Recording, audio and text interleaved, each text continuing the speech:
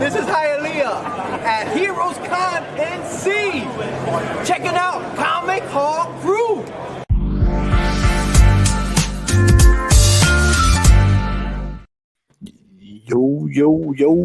Yo.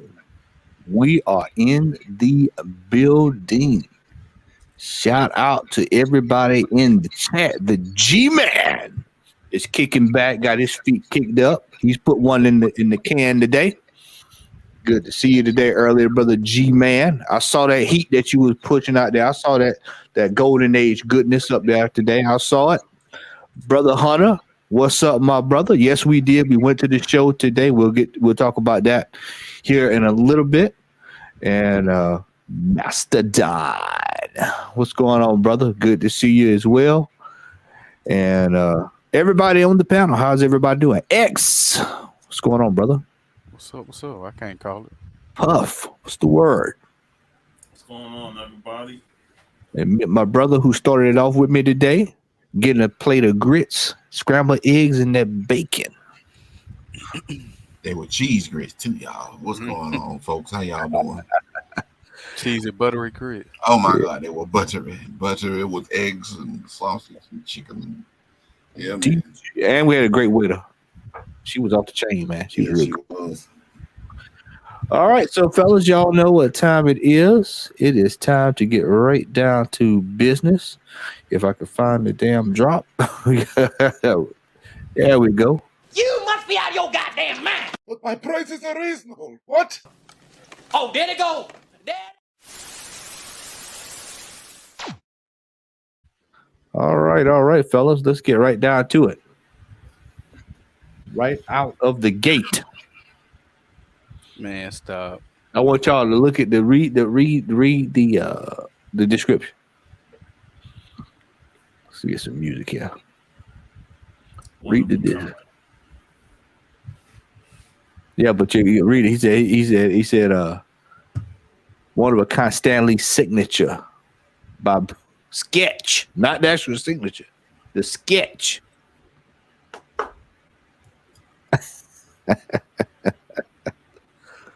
Oh my goodness. Yeah. That's too much. I ain't even talking about the price. That's just too much. Hell no. To the no, no, no. Yeah, to the no. Hell to the no. To the no, no, no. There we go. There you go. Bringing it in with style, baby. Yes, sir. Yes, sir. Yes, sir. That's what it's for. 250 G's. For some cooked up bullshit. That's what that is. Cooked up bullshit. One of a kind Stan Lee signature sketch by Bradshaw. Not the wrestler Bradshaw, but by Bradshaw. No, I'm good. I'm so good on that. I mean, nah, So brother. that's not even his signature. It don't even matter because if you're gonna pay $250,000 for that, you can go get you Amazing Fantasy. You can go get you Amazing Fantasy off the wall Right. for that. You get several. Yeah, I know for a fact you can get 2, at least 3. Like he said, I know for a fact you can get 3. You can get a shit ton of low grades for that. Mm-hmm. No way. No way. All right. All right. So next up.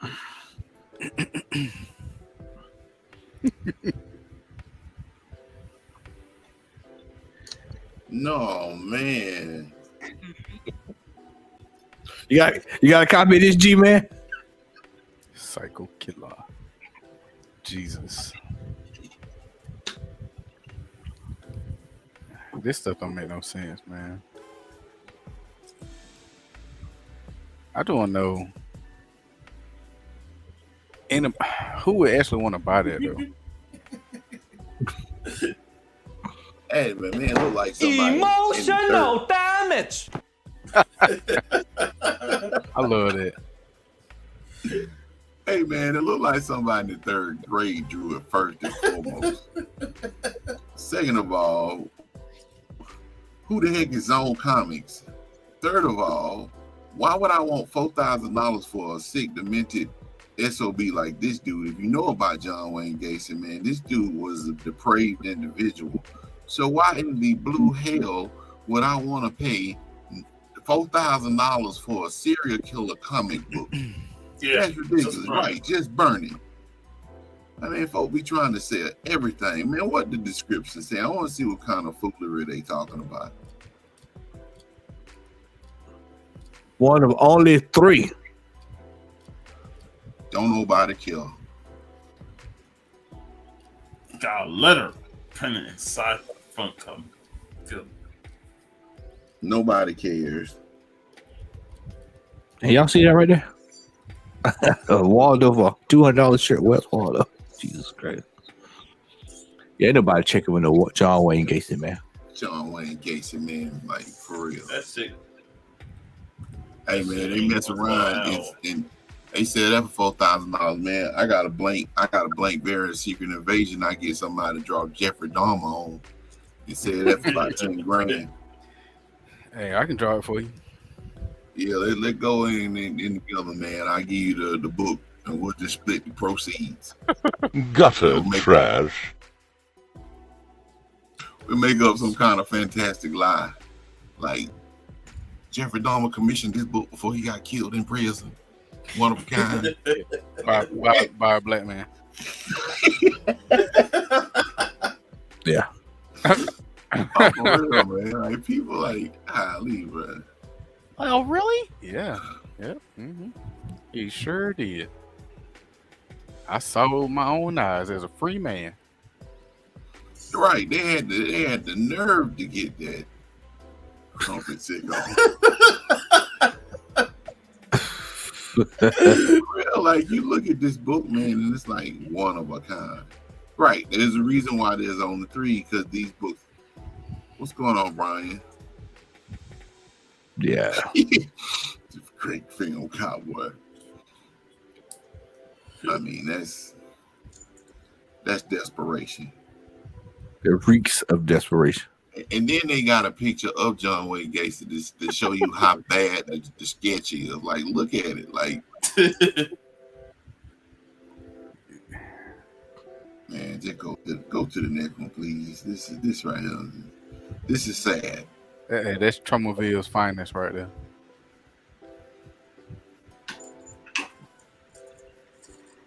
Nah, man. Come on. I'm happy with my regular cover. Well, whatever was in that cup just then had some of the best chilled ice ever just then. Did y'all hear that? Mm-hmm. Yeah, man. That's really worth it, man. Shit ain't worth it. That's dog days right here, man.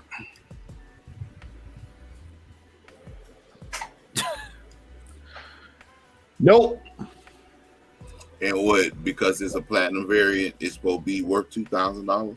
I mean, who's looking for this, man? Who is actively looking for that? Shit. There's probably some out there that's cheaper than this guy. that's a buck bin special. It ain't even. Ain't nobody trying to buy no platinum. Yeah, it's probably one of a kind too. Hey, it's definitely one of a kind because ain't nobody looking for it. Nope. Yeah, Tito, the $1 million man, is in the building. Drop over there. Tito's over there saying, I'm going to get this deal done today.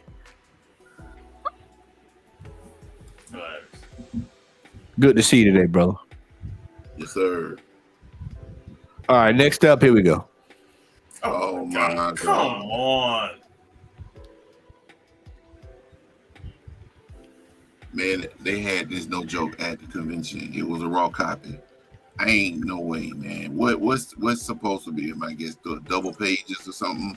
$1.50 variant. It's not the deluxe one. The deluxe one was $1.95. Come on, man. This is bullshit. This dude trying to fucking pull some wool over somebody's eyes and say, "Hey, this is a rare variant." Man, come on, bro. That was $1 bins. Come on, ain't nothing rare about that shit. I wanna know what the hell they trying to eat. Cause that shit too expensive right there, boy. Hell no. Thank you for joining us, Reginald McGirt. Nice. Thank you.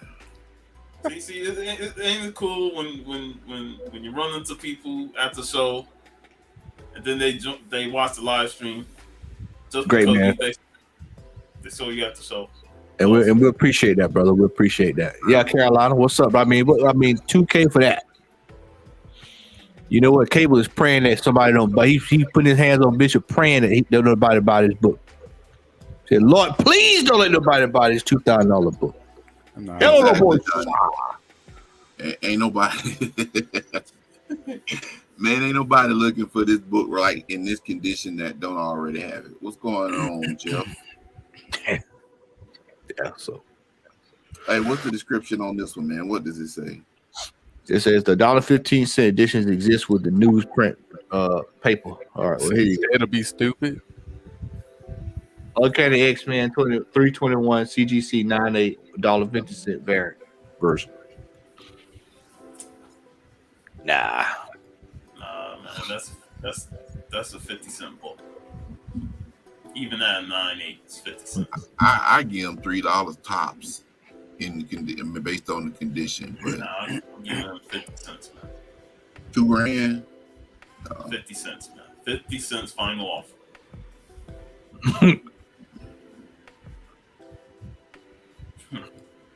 Oh shit! You got some shirts. Fucking Lightfield shirts too. God Lord. Wrinkled ass shit. Look at that foot, man. Look at that foot. Look at all them foots. Not all them foots. All them foots. There's a few foots on that shirt. And all of them tiny foots. And all of them got pointed toes. All of them got the same shoe size. Right. Oh Lord. Come on, man. You gonna be wearing this shit? You gonna try and sell it? Did it say brand new? Did it say brand new? Oh my God. Oh man. I love people. God, I love people. Wow.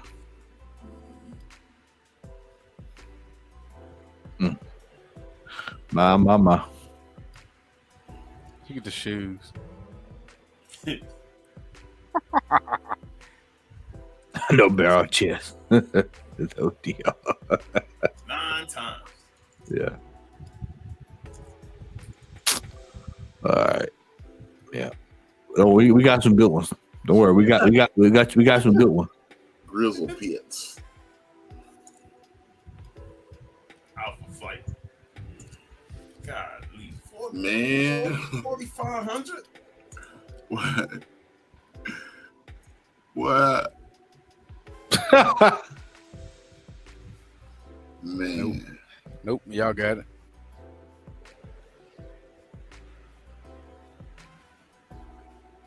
Bro, when I was looking up some wrestling shirts, Matt, you should look up some of them wrestling shirts from You see how dirty WCW that shirts. tag is? Look That's at that collar. That's for 86, man. Look at that collar. He's worn that shirt every day since 86. And that sure dirt has. stain been there since 86 too. Right.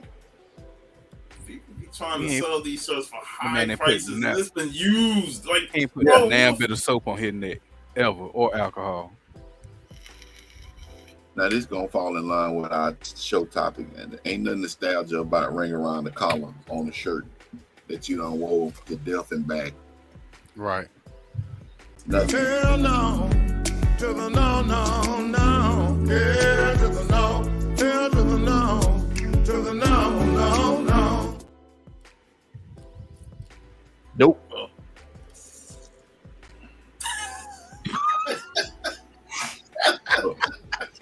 bro, you can see how faded that shit is.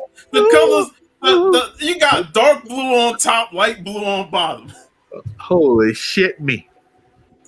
Good Lord Almighty. Oh man, that's scandalous, that man. Look at that DN. That DN. Hold up, that grass cutting stain over there, right? Look at that dinge. Look at that dinge. Damn. And they want how much for this Stain shirt? right 45? there, that long green stain. $4,500, $200 for 24 months with PayPal credit. You know what they should? Hey, you know what what the listing should have been like? I'm gonna rephrase it. Rare vintage 1986 Alpha Flight Mall comic original screen stars best shirt with DNA attached. That's what they need to say. And you know what else they should have added to the You buying DNA with that shirt too?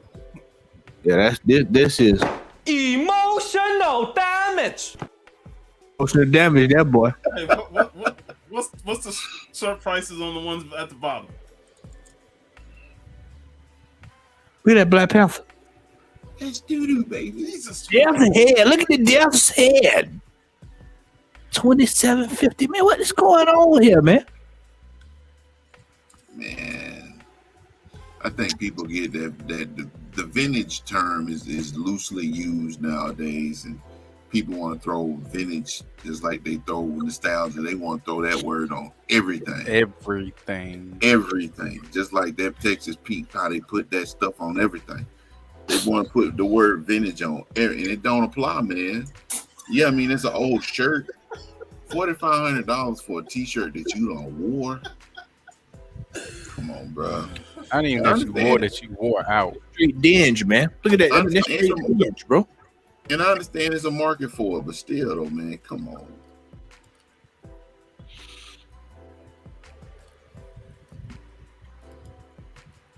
This raggedy ass shirt. It's an ugly shirt. I think Right. we seen this one on the show before, man. That Yo, shit it's, is ugly. I couldn't remember. I couldn't remember we quite seen that one or not. Yeah, we have. I got that. I remember that because that shirt is very ugly. Uniquely printed, ugly shirt. $2,000. Come on, bro. Hold up, that's Nate Gray. Man, that's a screen printed shirt from downtown at Jim Shaw's t-shirt printing. Man, said Jim Shaw. That's Happy Sham Records. Cork At its Bells. finest. Yeah, this is the Celine special right here, buddy. Go on, Chef. Chef. Yeah, this is the Celine Supreme special right here, man. Man. Whew, boy. And last but not least,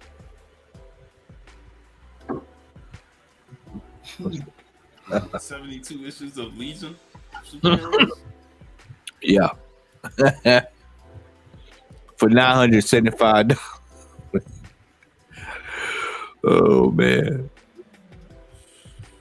Nah, I'm not even that big for these superheroes, fan. I really don't. And it looks like those books, most of them don't have no boards in them. I know, right? Wait, who You want 975 Legion of Superheroes at that. I mean, bro, who is checking for this? Outside of Chris. Chris,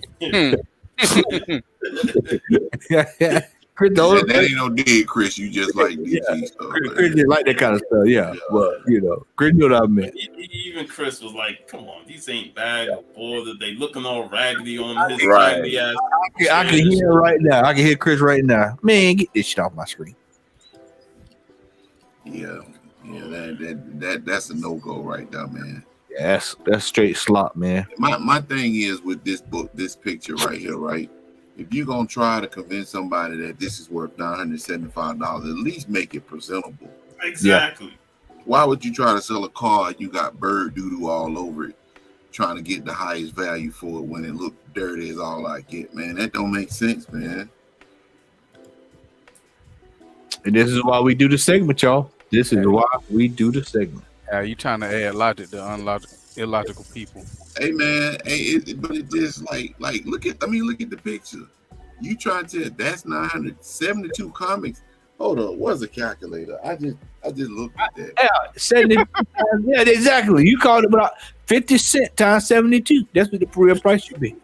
50 cents times 72. I highly doubt there's any valuable keys in that whole run. There's no keys in Legion of Superheroes at all. There's none. None. Bro, this dude trying to buy. He tried some $13.54 an issue for Legion of Superheroes. Come on, man. All right, just for that, Al, we're gonna break it out again for you. Emotional damage. Followed by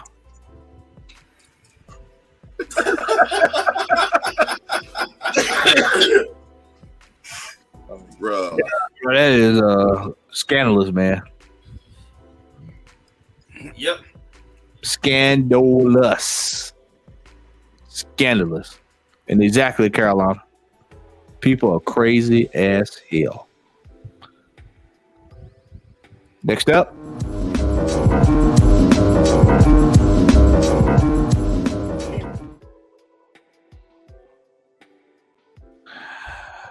Cover price top 10 for this week. Number 10, Bond Stormers. 1 in 25 Frizen variant. Not interested.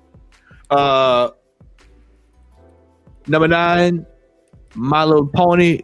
Dang. My bad. I'm playing game.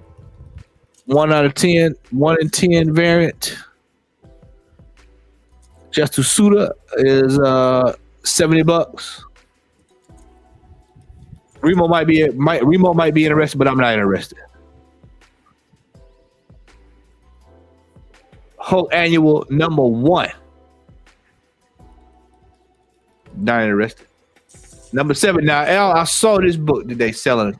Saw quite a few people buying this today. X-Men 266. Jump, bitch.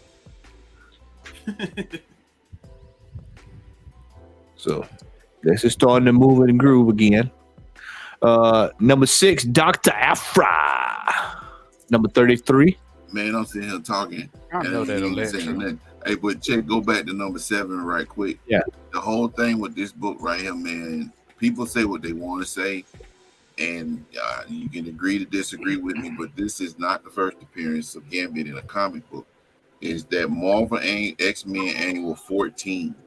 If you go and you look at that book, it actually came out a month before X-Men 266.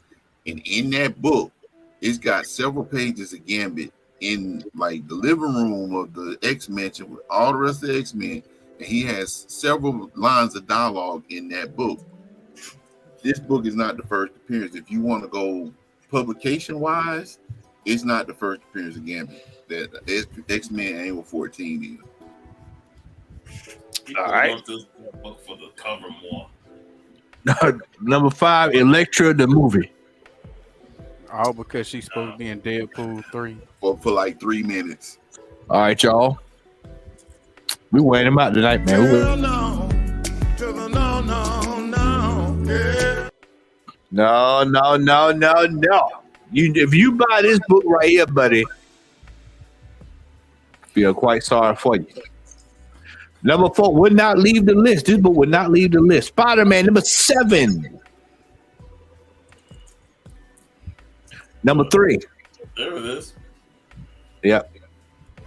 Okay, I got an echo. Somebody check the volume over there. I got an echo. Is it me? It's not me, sir. Yep. I didn't hear Echo either. Yeah, I hear echo there. X-Men Annual number 14. No, number 2 is X-Men Spider-Man. Excuse me, Spider-Man X-Men Spider-Man. Spider-Man 2099 number 1. Hold up. So they got X-Men Annual 14 on the list. Yeah, it's number 3. We're gonna double up, man.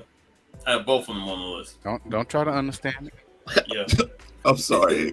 I just, Don't try to understand it. You drive yourself crazy. Most of them damage, baby. right? Thank you. Thank you, Sean. Go ahead and play emotional damage right quick, man. All right, hold on. Emotional damage. Emotional. Yes. What's up, man? Extreme Venomverse. Man, that Number is 4. extremely ugly right there. That is extremely scandalous, and I don't know why it's even on this list. They talked about this book on last week's House of Stein. Extreme Venomverse. Oh, Some man. new characters, like a little. Supposedly, this book has several stories in it, and she's in one of the stories. So Oh, they gonna just keep wearing Venom out, man. Overusing the hell out of that character. oh yeah, All right. Shout out to House of Stein. This is this week's House of Stein top 10. Lawbreakers Suspense Stories number 10. 7.0 sold for $3,400. 1,200 more for that than the 8.5 that sold for 20. That sold for 1,200 in 2021. Yeah, that's golden age. The golden age tax is real, people. Night Terrors. No clue. Number 10, Electra. Sales are going from $15 to $20. I mean, I just don't understand what, The movie wasn't even good. Yeah. No. thank you. That movie was horrible. And why they gotta fucking bring this book out like she's gonna have a massive role or something as Electra? Oh, That's that spec for you, man. One Bob Sapp and Electra. I believe so. I think he think was. so. Yeah, I think he was. Superman Lost number 5. Jay Lee 1 in 25. Yeah, what's up, man? Simply, what's going on, brother? JSA Secret Files and Origins number 1. And this that we got to like. That's the dollar book special, that boy. Hey, that the Great Heist of whatever year that was. It was that in was, there. I got that book. It was in- I don't know why this. What is it saying is in there for? First appearance of Kendra Saunders, who is apparently going to be in the new Superman movie. Oh, I mean, God, whatever gets announced by James Gunn or whatever's going forward, man, these books gonna start spiking. yeah, we talked about that at the con earlier.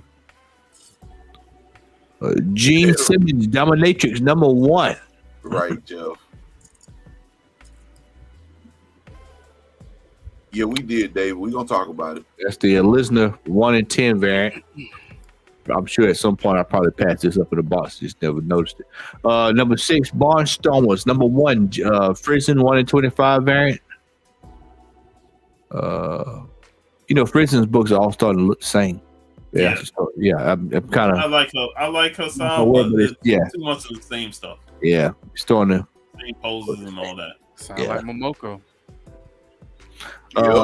Amazing Spider-Man number 26, second print, 1 in 26. Gary Frank.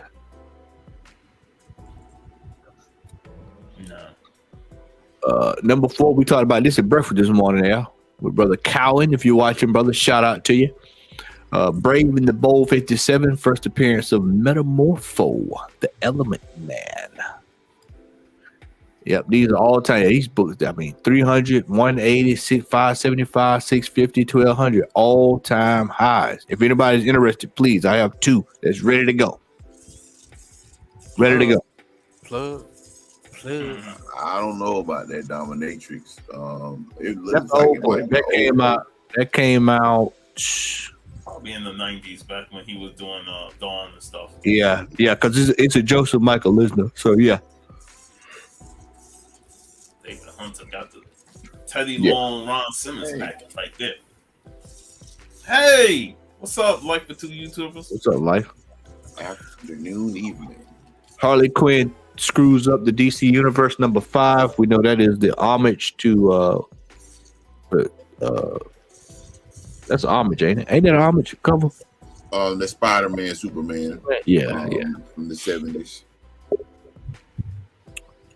Speak of the devil and he appears. That's Chris. Oh, What's going on, brother? We gotta bring back that Legion of Superheroes after this. Oh Lord! You know what? There you go. There you go, man. What the? Come on, man! 55. Yeah. This is right up your alley, here, Chris. This is right up your alley, bro. No, Mm-hmm. no, not. Mm-hmm. Mm-hmm. Number 2, Wolverine, number 88. Hey, we done played Gutter Trash a few times. Hey, wait a minute. Hey, hold on. CGC, 9.8, $600. Non-direct 525. Yeah. 350 to 400. Yo. Hey, man. Energy, man. Time for me Unload. to part ways with one of mine. Y'all forget, you forget the trifecta. You get the trifecta. Emotional damage. Hell no, to the no, no, no, yeah, to the no. Look at me, sure. Look at me, sure. I'm the captain now. Gutter trash. How's it going? This is Luther. You're watching the Comic Pop Crew. Check us out on YouTube. There you go. Hey, shout out to my boy Luther on top of it, man. You went ham, man. I mean, $600 That is for this. crazy. Hey, outside of the plug from Luther that I appreciate, y'all notice he said trifecta and played like 5 things. Yeah, it doesn't matter. I mean, you got $600 for this book. That's crazy. 400, 350 at minimum. I mean, what is this all? I mean, brother, let me tell y'all something. If y'all are buying this book, paying to premium price for this book, shame on you. Yeah. There's no hope for you. If you're buying this, there's no hope. No hope, man. There's no logical explanation for anyone to be paying over 62 cents in a bag of in a bag of jalapenos from churches. There's no reason you should be paying any more than that for this book. That's unbelievable. Unbelievable. $600, 9.8 for this book. Deadpool kills the Marvel Universe, number 1. CGC 9.8, $4.75. Raws were around $25, now $50. Yeah, nah, man. This is like Stein is saying, you overpaying. You buying this, you overpaying, man. You are looking for trouble. It wasn't even that good. You deserve what come your way. Yeah, you looking for trouble, man. When that happened, man. Those top 2 are so bad. I was internet crapped out on him, man. He had to come back on and AT&T said enough is enough, man. Stop. Right. Oh, hey, that's another soundbite, right? We gotta get that Owen Hart. Enough is enough. Time for change. Oh yeah, we need that one, bro. Yeah. Write that down. Don't let me forget that. Write that down. Yeah, we gotta get that one. Yeah. It is time for a change. I mean, I'm gonna go back to $600 for goddamn Wolverine number 88. Hey man, I done told y'all, bro. It does not make sense that this book, and the only reason why this book got the way it is because of this cover. There's nothing in this book that even remotely correlates to the upcoming movie. So I'm telling you, outside of them fighting, Right. that's it. But how many other books have they fought in though? That just don't make sense to me, man. Like, but hey, I'm not. Hey, Right. no emotional damage on this end. My.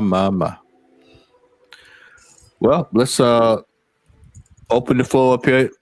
Secret Invasion is winding down, and me personally, I've enjoyed it. Man. I know, Sean. I think you said you holding off, right? You said you wait on to next week, and you gonna binge it. Yeah. I've enjoyed it, man. I personally think that Marvel's espionage shows tend to be the meat on the bone. Me personally.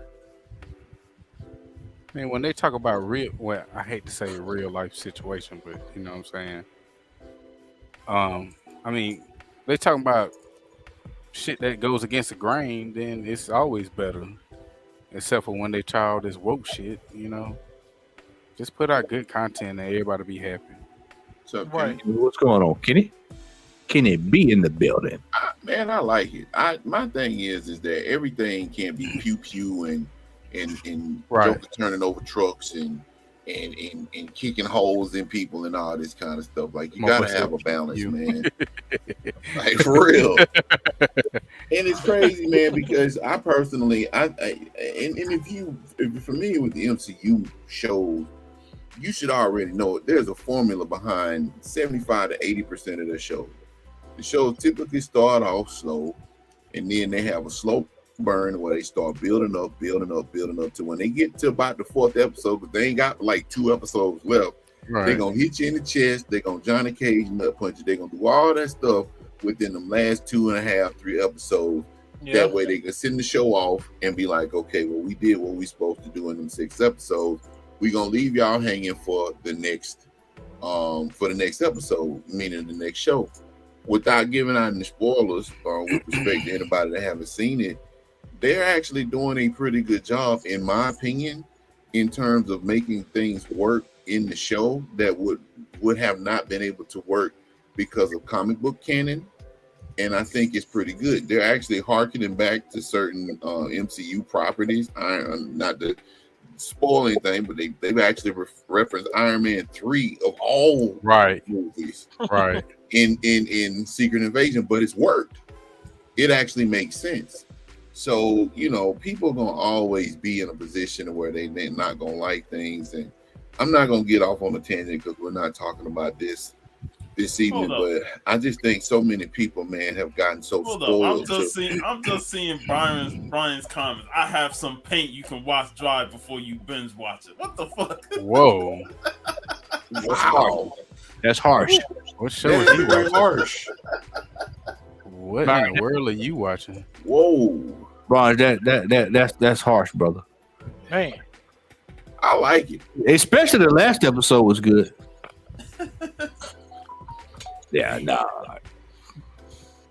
I like it, but I mean, I think it's just people have gotten spoiled, man, and they've seen all the stuff that Disney and Marvel Studios have had to offer, and now it's gotten to a point. The honeymoon phase is over, essentially. So if they spoiled, then they should be enjoying this.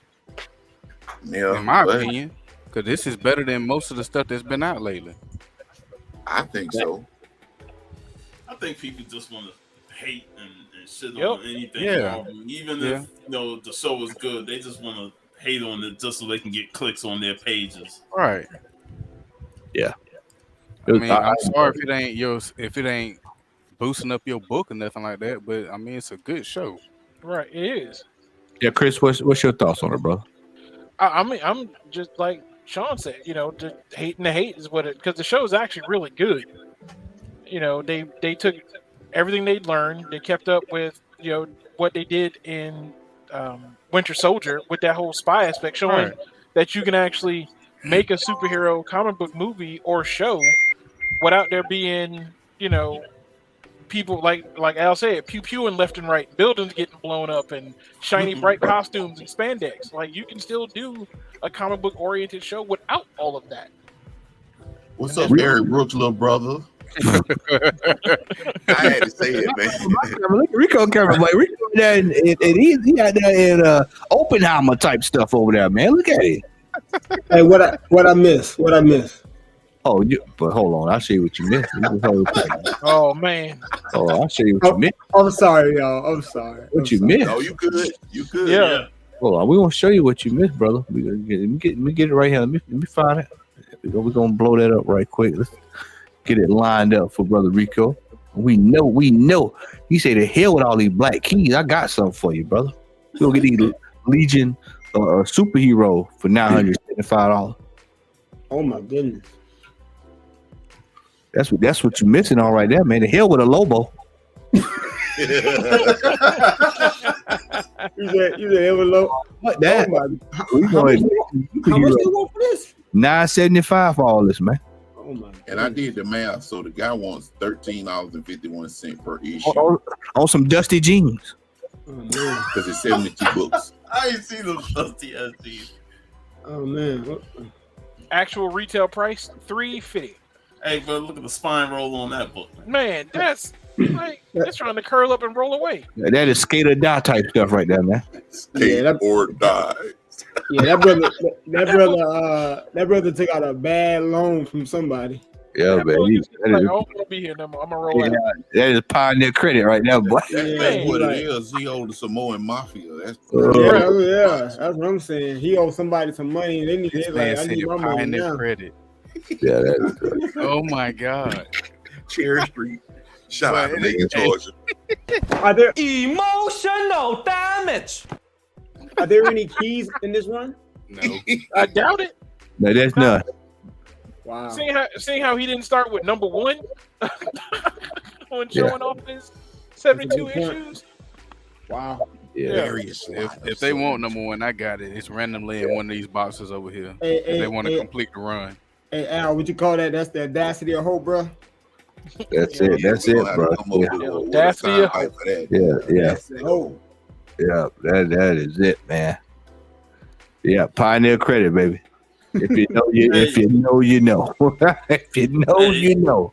Shout out to Rico. He had an awesome debut show with Big Phil and oh, okay, you saw it? yeah, well, I said it on the Comic Hall Crew story. Yeah, we were just doing a test because this is a couple of fellas, man. Shout out to Big Phil and shout out to Otis, man. So we were like, man, let's just chop it up, man. We just do a quick test, play around. Hey, We're always having there was some competition in there, bro. There was some competition. Man, hey, when they said when Phil said, Rico, you got this, and you just gave that look. hey man, they be trying me, man. Sometimes, man. Yeah, the Negro, please look. Hey, you know that look Eddie gave in Dreamgirls when Jamie Foxx asked that question? That was the look right there. No, this was the look. This was the look. Look at me, sure. Look at me, sure. I'm the captain now. Man, they take my humility for granted sometimes, man. Yeah. That was a great show, man. Man, I'm glad you like. Yeah, we were just testing, man. Just trying to test, sound and everything. I'm glad you like it, man. We just having fun, man. I'm looking forward to more. Yeah, appreciate that. Yeah. And if you talking Matt Baker, man, you know the man right on this side. He's gonna be there to join you. Oh, dude, we ain't gonna have a Matt Baker show without Matt. Without Matt Baker. Hey Al, y'all just wait. All right. Let's get ready for this main event of the evening.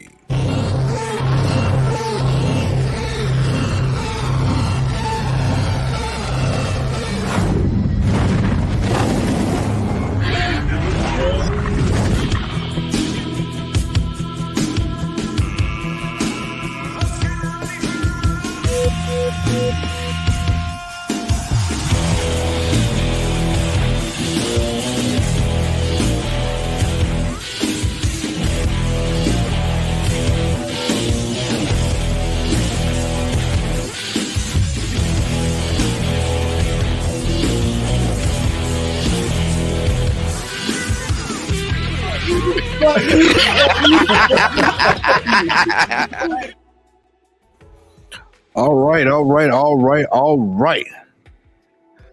We are here for the main event. Tonight's topic is nostalgia really nostalgia?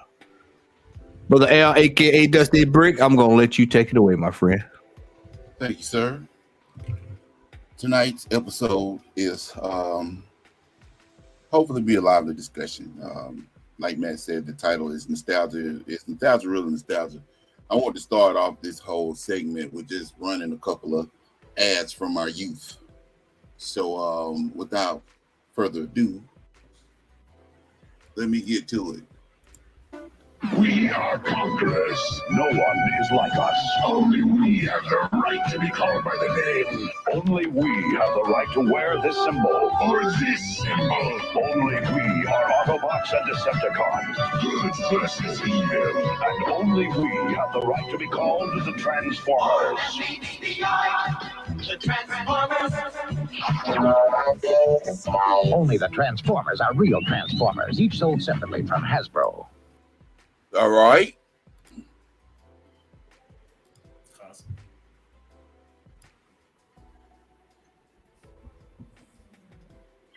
Watch those old commercials, man. You feel nostalgic just watching. Man. Y'all see the G.I. Joe one? Nope. I'm still on the Transformers. Oh my God. Yeah, you gotta switch. You gotta close that one out, then click on another tab. Man, come on. Man, we need to get Al some glasses. Y'all see the way he tilted his head back to read the screen. Man, leave me alone. Leave me alone. All right, hold on. You mean tell me I got to share each screen? Yeah. Bruh, come on. All right, hold on. Appreciate that, Carolina Chris.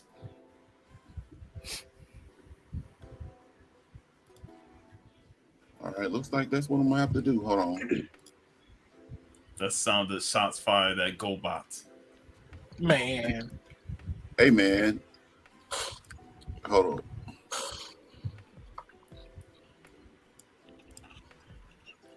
Hey man, with G.I. Joe, you just need to play no one in half the battle. Right. PSA. Said the whole message. About time. Good looking. Coco Boco.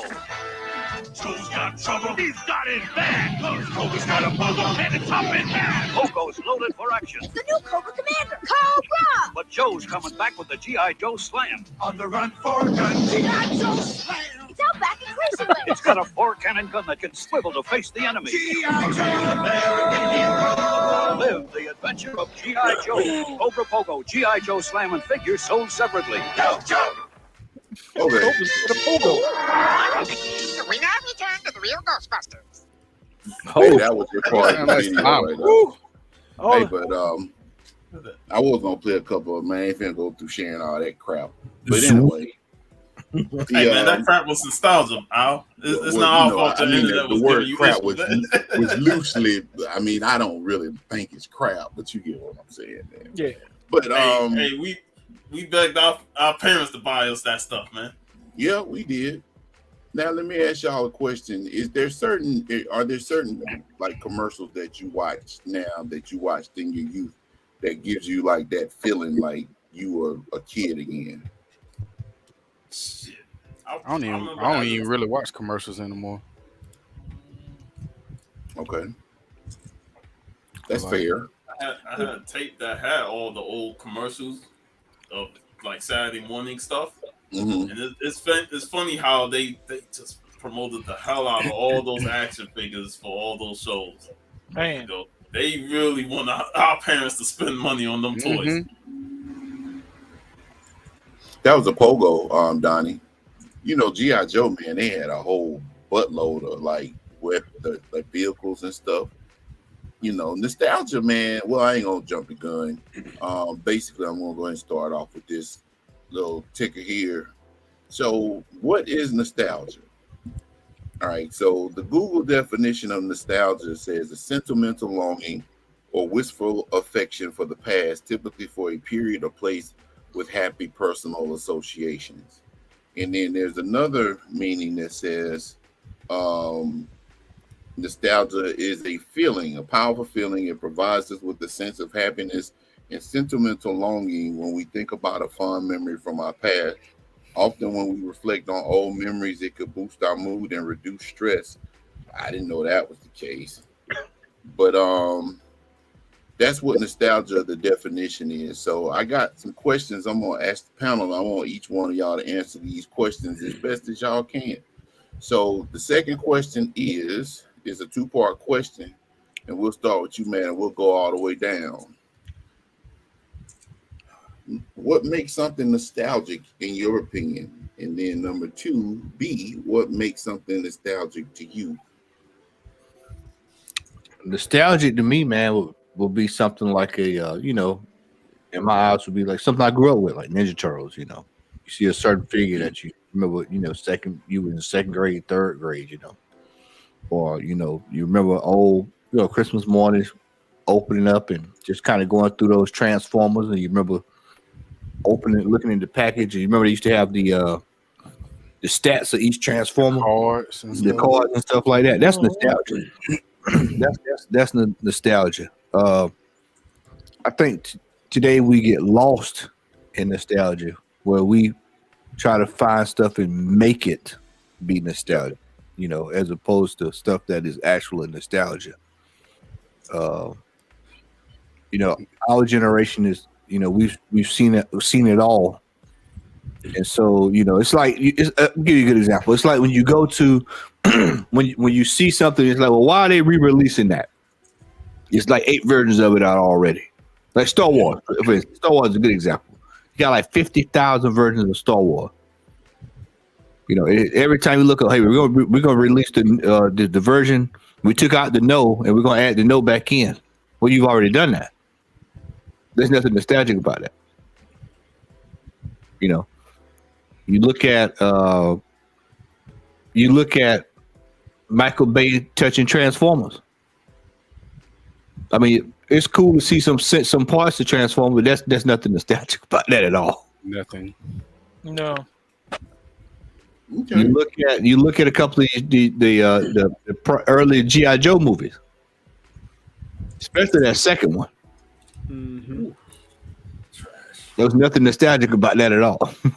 They wanted you to feel nostalgic because it was G.I. Joe, but there was nothing in that was nostalgic at all. They made you go, oh man, I've got to go. I want to go back to those days. No. Al, you lifted it out of the box today and held it up. He Masters of the Universe. There's nothing in that movie that's nostalgia outside of Dolph Lundgren. The mullet. The mullet. Yeah. You had a sheriff running around the whole damn movie with a shotgun, and that's the only thing I remember about that movie. Yeah. So I mean, when you look at nostalgia, it's the feeling. Like I went to the flea market yesterday, and I'll show you what nostalgia is. When you walk and you see an 8-track, and you're like, "Damn, bro, I hadn't seen this in 15 years." Actual stereo with 8-track. Like, man, I had never seen this in like 15, 20 years. Or you see old classic Coke bottles, and you remember when you used to go to the machine, pow! You have to put it up there. You have to pop that joker down, and when you pop it down, you see the air come out of the fuzz come up out of there, and when that shit hit that tongue, boy, and you hit the roof of your mouth, that's when you knew you were drinking something good. And then you only got that if you were drinking Coke, Sprite, and an orange fountain. If you know, you know.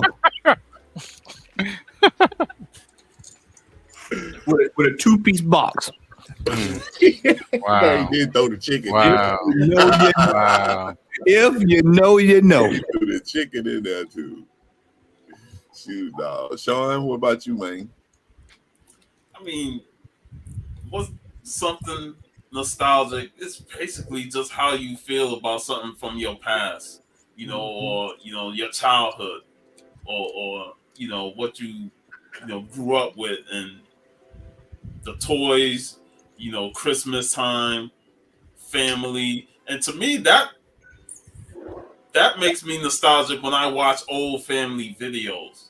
and you see all the family united back then, and see when you're young and you're playing with your cousins, and you're like, damn, man, we used to have a lot of fun, going to the park. I posted on my Instagram a couple years ago when me and my cousins were playing around in the park, and this was like 1989, and you hear the background music, you heard some Al B. Shaw, you heard some Luther and stuff, and it was like, man, that was like simpler times, just being in the park, hanging with your cousins and having fun.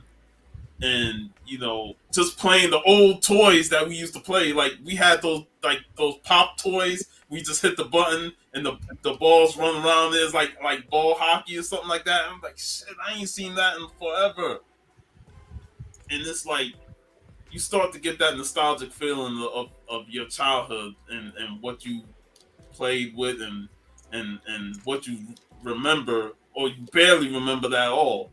So nostalgia can be a powerful drug, but there are people that don't really hold nostalgia at a high level. Like they don't really have this feeling of nostalgia. They don't really care about something from the past. They just like, moving forward with life and don't have an emotional attachment to anything that they people feel nostalgic for. They like, nah, it don't really jive with me. So everybody have their differences when it comes to nostalgia. But sometimes it do hit, and it takes you to a happy place for when you're reminiscing of the past. Mr. Rico.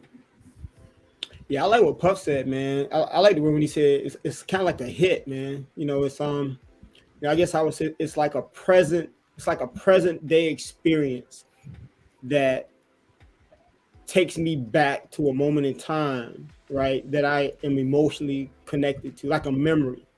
Like for example, if I listen to a certain song, I remember, man, I think of my first girlfriend. That's nostalgic, right?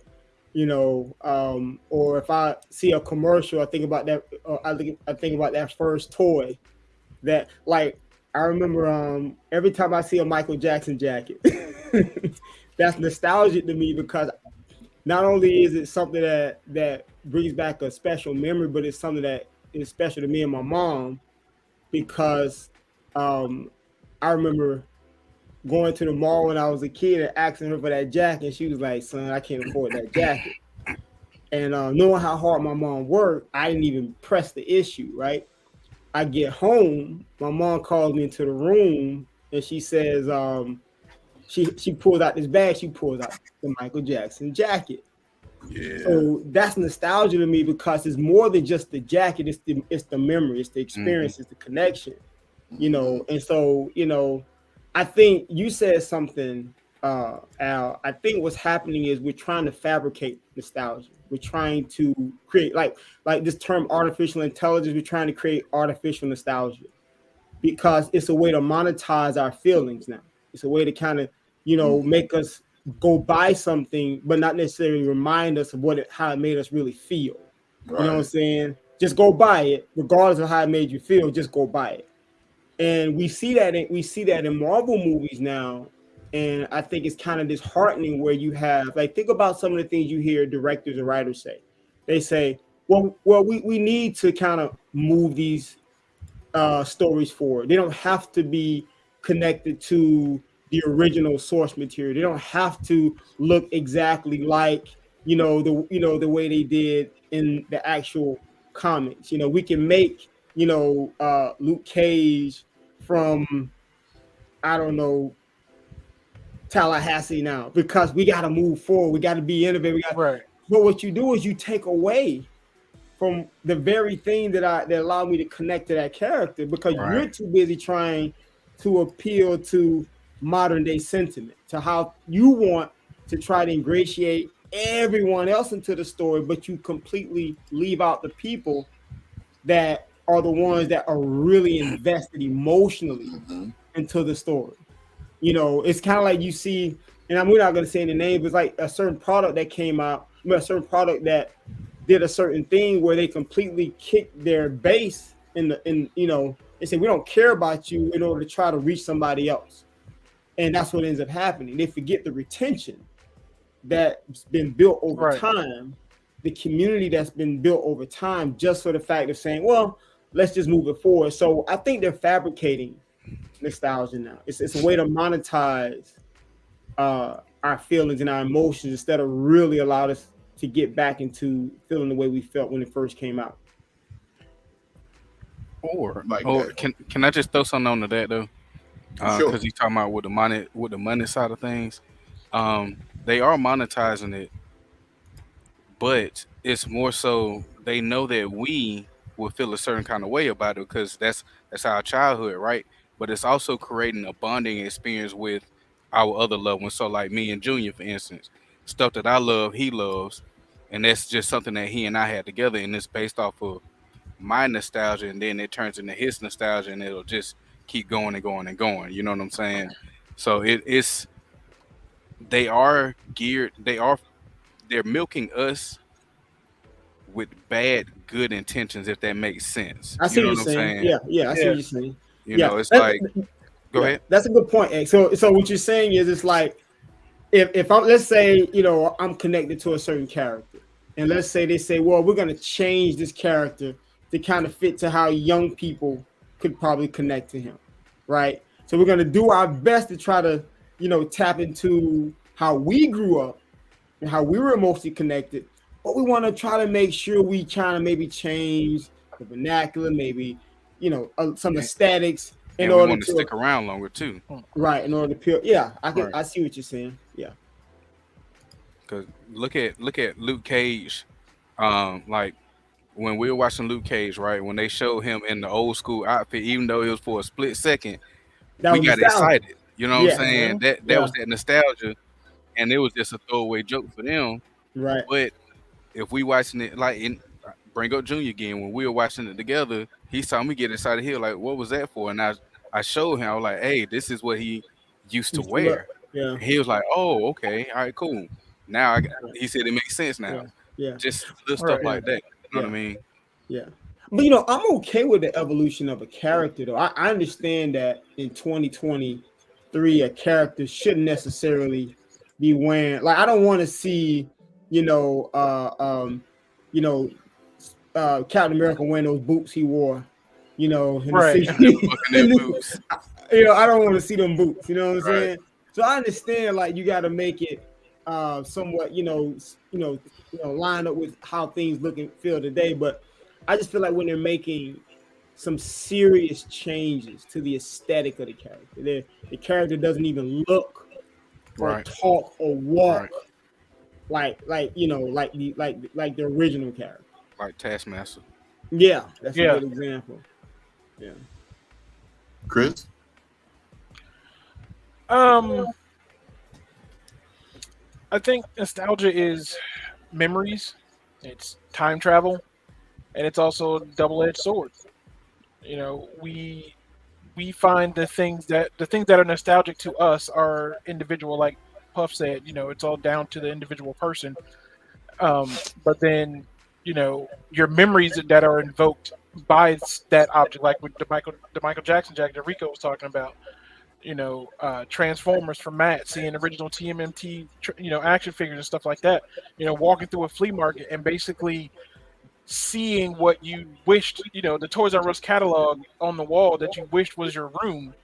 When you've been to Peachtree Peddlers, Al, that in the back when they got them toy sections, man, that you walk back there and it's just like, and it's your 80s childhood, it's that childhood dream of all those things that you wish you could have gotten that take you back. That's why I say time travel, because it takes you back to when you were a kid, when those feelings and those emotions first were invoked by the image of whatever toy it was, or piece of clothing, or video game, or what have you. But it's also a double-edged sword, because like what X was saying, they're manufacturing the nostalgia, and part of that is because the people that were like us and grew up are at the points in their life where they can bring that nostalgia back. That's why we saw the reboots of TV shows and toys, the rebirth of stuff from our childhood. Yeah, they're not made out of die-cast metal, and they now cost like $100, but that's a Generation 1 Optimus Prime on the shelf in the Walmart there, and it's nostalgia for us when we see it, and it brings back those memories of the first time you got one as a kid. But on the other side, though, you're now being charged $100 for this figure, and it ain't even anything like the original one. So your nostalgia becomes that the weight that you bear and the love that you have. It's that love that you hate. It's like I love it, but I hate what it's going to cost me to get it because we loved them as kids, and yeah, we didn't take care of them because we didn't put a price tag on what we had. We just put our love into it, and we just enjoyed it. But And do we now, hate it, Chris? I mean, we don't entirely. No, 'cause otherwise, none of us would be sitting here. Because we But we appreciate it more now. You know what right, I'm saying? and it's that appreciation though that gets us to past that $100 price tag Right. to go ahead and bring it home. Yeah. Oh man. And that's what circles it all around, man. Like it started with a childhood love, and it's ending with a childhood love. It's exactly the same. It's just coming full circle. The only difference is now we all have our own kids and nieces or nephews that we can pass that nostalgia on to and impart that knowledge to, so they can love it just like we do, and they pass it on to somebody else, and we just keep it going. Yeah. Good answers, y'all, man. I'm pretty much where everyone stands in as far as certain things. Like it's like, for example, I played a couple of commercials because sometimes I'll sit on YouTube and I'll just go back and watch just You go not down the rabbit necessarily hole. sport commercials, just commercials from when I was younger, Yeah. and I could think. Go ahead, Sean. How many times we stayed backstage for 2-3 hours watching old school music videos? Yeah. Right. A couple weeks ago, when we were seeing those Jet magazines, nostalgia slapped us in the face. The right on magazines too. and the right ons and source and stuff. It was like, damn, man, we saw the newsstands, and we would sit there and just look at all the books. Whether it was Right On, Ebony, all that stuff, and then we go to the video game magazines, and then we go to the wrestling magazines. It's like it was so much joy going to the newsstand and seeing all those books. And just revisiting that a couple of weeks ago, it's like, damn, man, it takes you back. When you see the covers of artists that are no longer with us, like Heavy D and the Boys, it's like it's a trip down memory lane. Look, the perfect example of nostalgia is all of the shows that we did where we had the different tiers. You know what I'm saying? Where we were grading like different shows, cartoons, games, fighting games, movies, music, all of that stuff. As we were talking about that we were all taking a trip down memory lane, and that was a nostalgic feel for every single one of us. You know what I'm saying?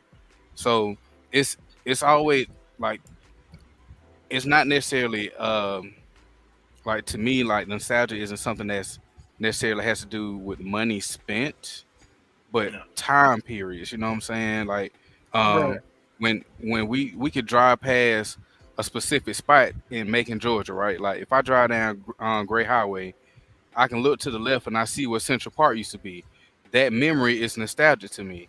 Like, if I drive on Sherland Drive and I look over at, I think it's a place, I think it's called Triple Crown now. That used to be Quail's Nest when I was a little kid. That brings back nostalgic memories.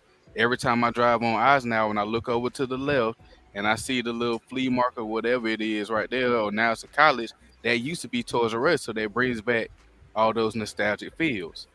If Matt, Al, Larry, and myself, if we were all just to walk around the inside of the Macon Mall together, we could just look at all these empty spots and have all these different memories of and things of nostalgia. You know what I'm saying? And I think that's what makes nostalgia truly nostalgic, is that time and linking it to a better spot or a better place in our life. You know what I'm saying?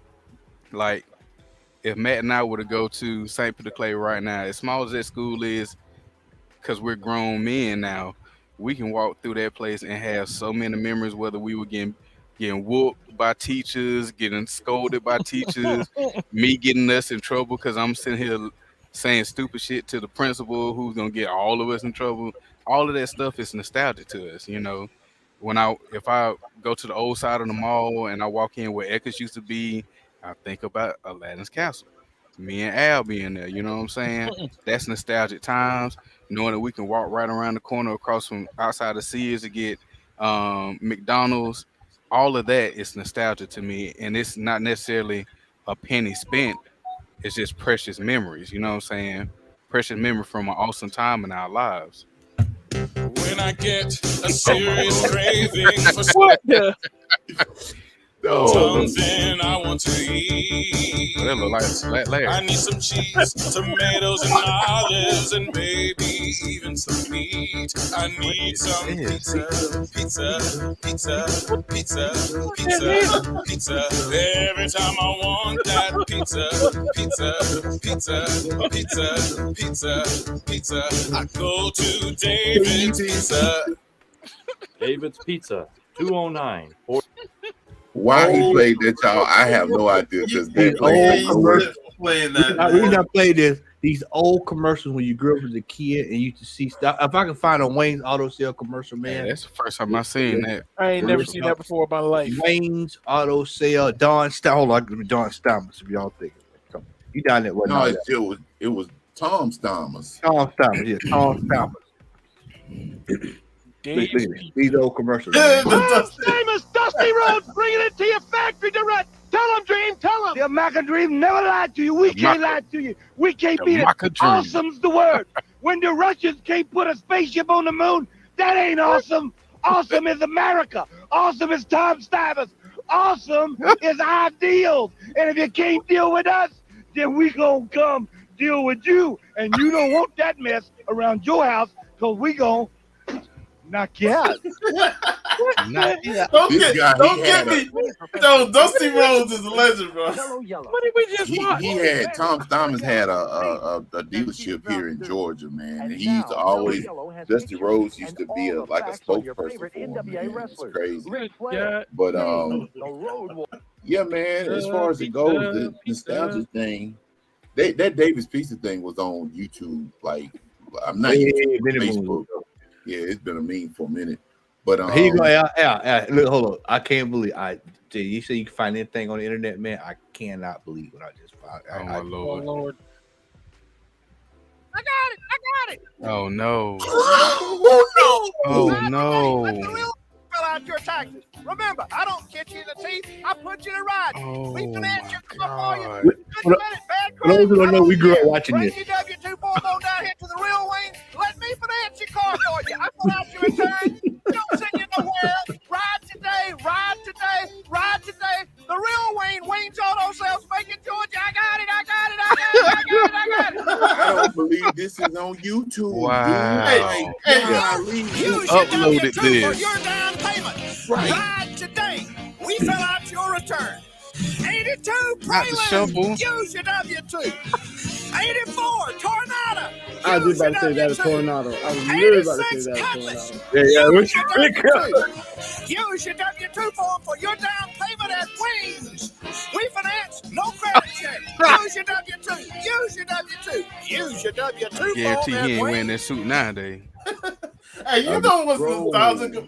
What's up, no nostalgia, man? Thanks for stopping by. But you know what's nostalgic? Those old school cars that used to fit like 6 to 8 people in it. And like, man, these kids today don't know the. Bro, those kids today, we used to sit in the front seat. Like, it was the whole fucking chair. Like, it was the reason why our parents only used their arm to try to brace us right back then, because that's all they needed. Because if you got hit by another tank, you weren't gonna feel it. That was right. And let me just say this with that Wayne's Auto Sales, that was one of them buy here, pay here type deals. So you went to Wayne's when you couldn't go nowhere else and get a car. Right. So, but yeah, that was, man. You left with a car, but you had so much interest on that car. Because right across the street from that Wayne's was a Walmart, and then there was a restaurant called the Quail's Nest over there too. Mm-hmm. So, man. Good God, boy. Westgate Mall. You got plans coming up? Well, change them. Rearrange them. Because right now you can get one of my large Godfather Godfather's pizzas for the price of a medium. No coupons. Just say a pizza you can't refuse when you order and get a large for the price of a medium. Order one or a dozen, but say a pizza you can't refuse. Get a large for the price of a medium. Look, I run this deal past this date. I go to the poorhouse, so get off your duff. Now. Godfather's Pizza. Oh, my goodness. Do it. I used to love some Godfather's Pizza. I ain't gonna lie to you. I used to love Godfather's Pizza though. Godfather pizza was the bomb, man. Y'all better tell them y'all in the chat, boy. Y'all just Papa John shit and all that. No, my friend. That right now. Yeah. Godfather was like for us, like that was like a premium. That's like mama, we came across some money. Oh yeah. It's true. Hey, y'all, we gonna treat the man. We gonna go. Like Godfathers. Oh, that was that special occasion. Y'all saw what DT put in there. He talking about Quincy with them big ass yeast rolls. And that fried chicken. Tell you, boy, y'all, if you know, you know. What's up, Gary? What's going on, brother? The doggone what was it? Salisbury steak they used to have. All right, y'all. So the next question on the docket is going to be, what is one of your most vivid memories of nostalgia? I know some of y'all, Rico already mentioned the Michael Jackson jacket, so that was dope. I think getting Sega Genesis and Super Nintendo on the same day, Christmas. Wow, man, you talk about Christmas that was like so special. To open up that and just see the Genesis logo, and then my brother opened the other box and it's Super Nintendo. I'm like, oh shit. I shared those photos because a couple years ago I shared the Christmas photos, and like it took me back, like we in our white pajamas and shit like that. We just opened up the packages and then all the toys that we had. But man, that always takes me back, And then when your cousins come over and you have the remember the Mighty Morphin Power Rangers game that came out in the mid-90s? That was a fighting game. Man, we played the hell out of that game. Hey, Sean. Hey man, this dude right here, boy, he. Yeah. Oh. Hey, they about to slow it down. Watch this right here.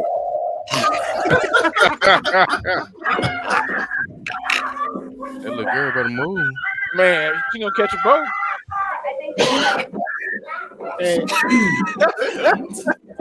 That Crimson Water, boy. You get it, boy. Yeah. And then the best part about it was that when they got it in there, they still had to go to the store the next day to go buy the Switch, because remember the Switch didn't come with it. Hey, the man. little adapter didn't come with it.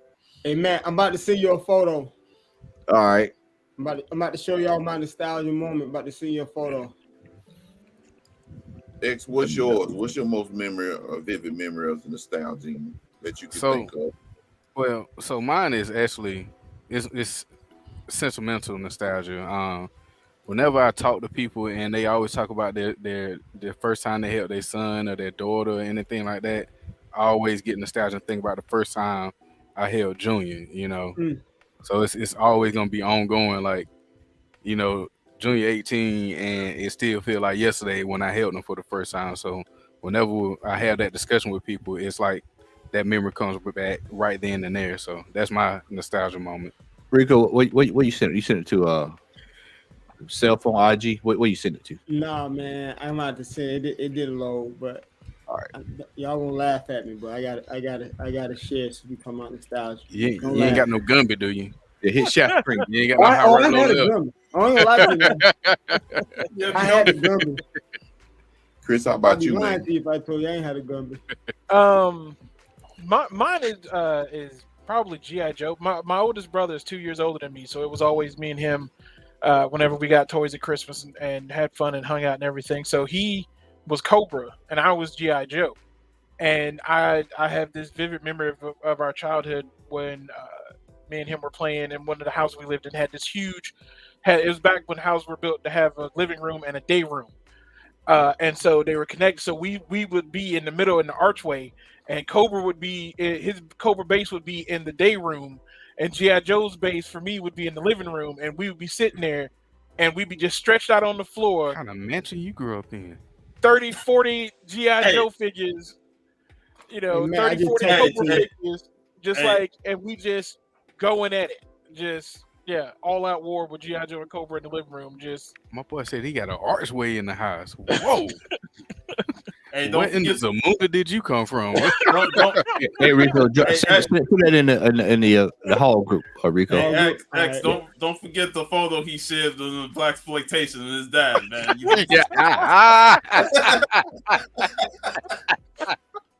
Oh my Lord.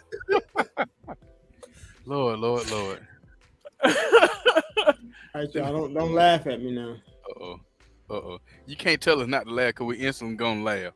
Right, you can't. Yeah. Well, Matt, I'm just gonna send it to your message. It is. I don't know. You're gonna have to top me at my parents' second wedding, looking like I was an extra in a Smooth Criminal video. No, man. All right. I'm gonna need that. I need to see that, Chris. And if you're okay, Right. Okay, are you okay? That's the same one for their wedding. Like that was, man. I don't think Rico saw that, but yeah, that's the same one from their wedding. Like it was. Yeah, you got to top that. So what?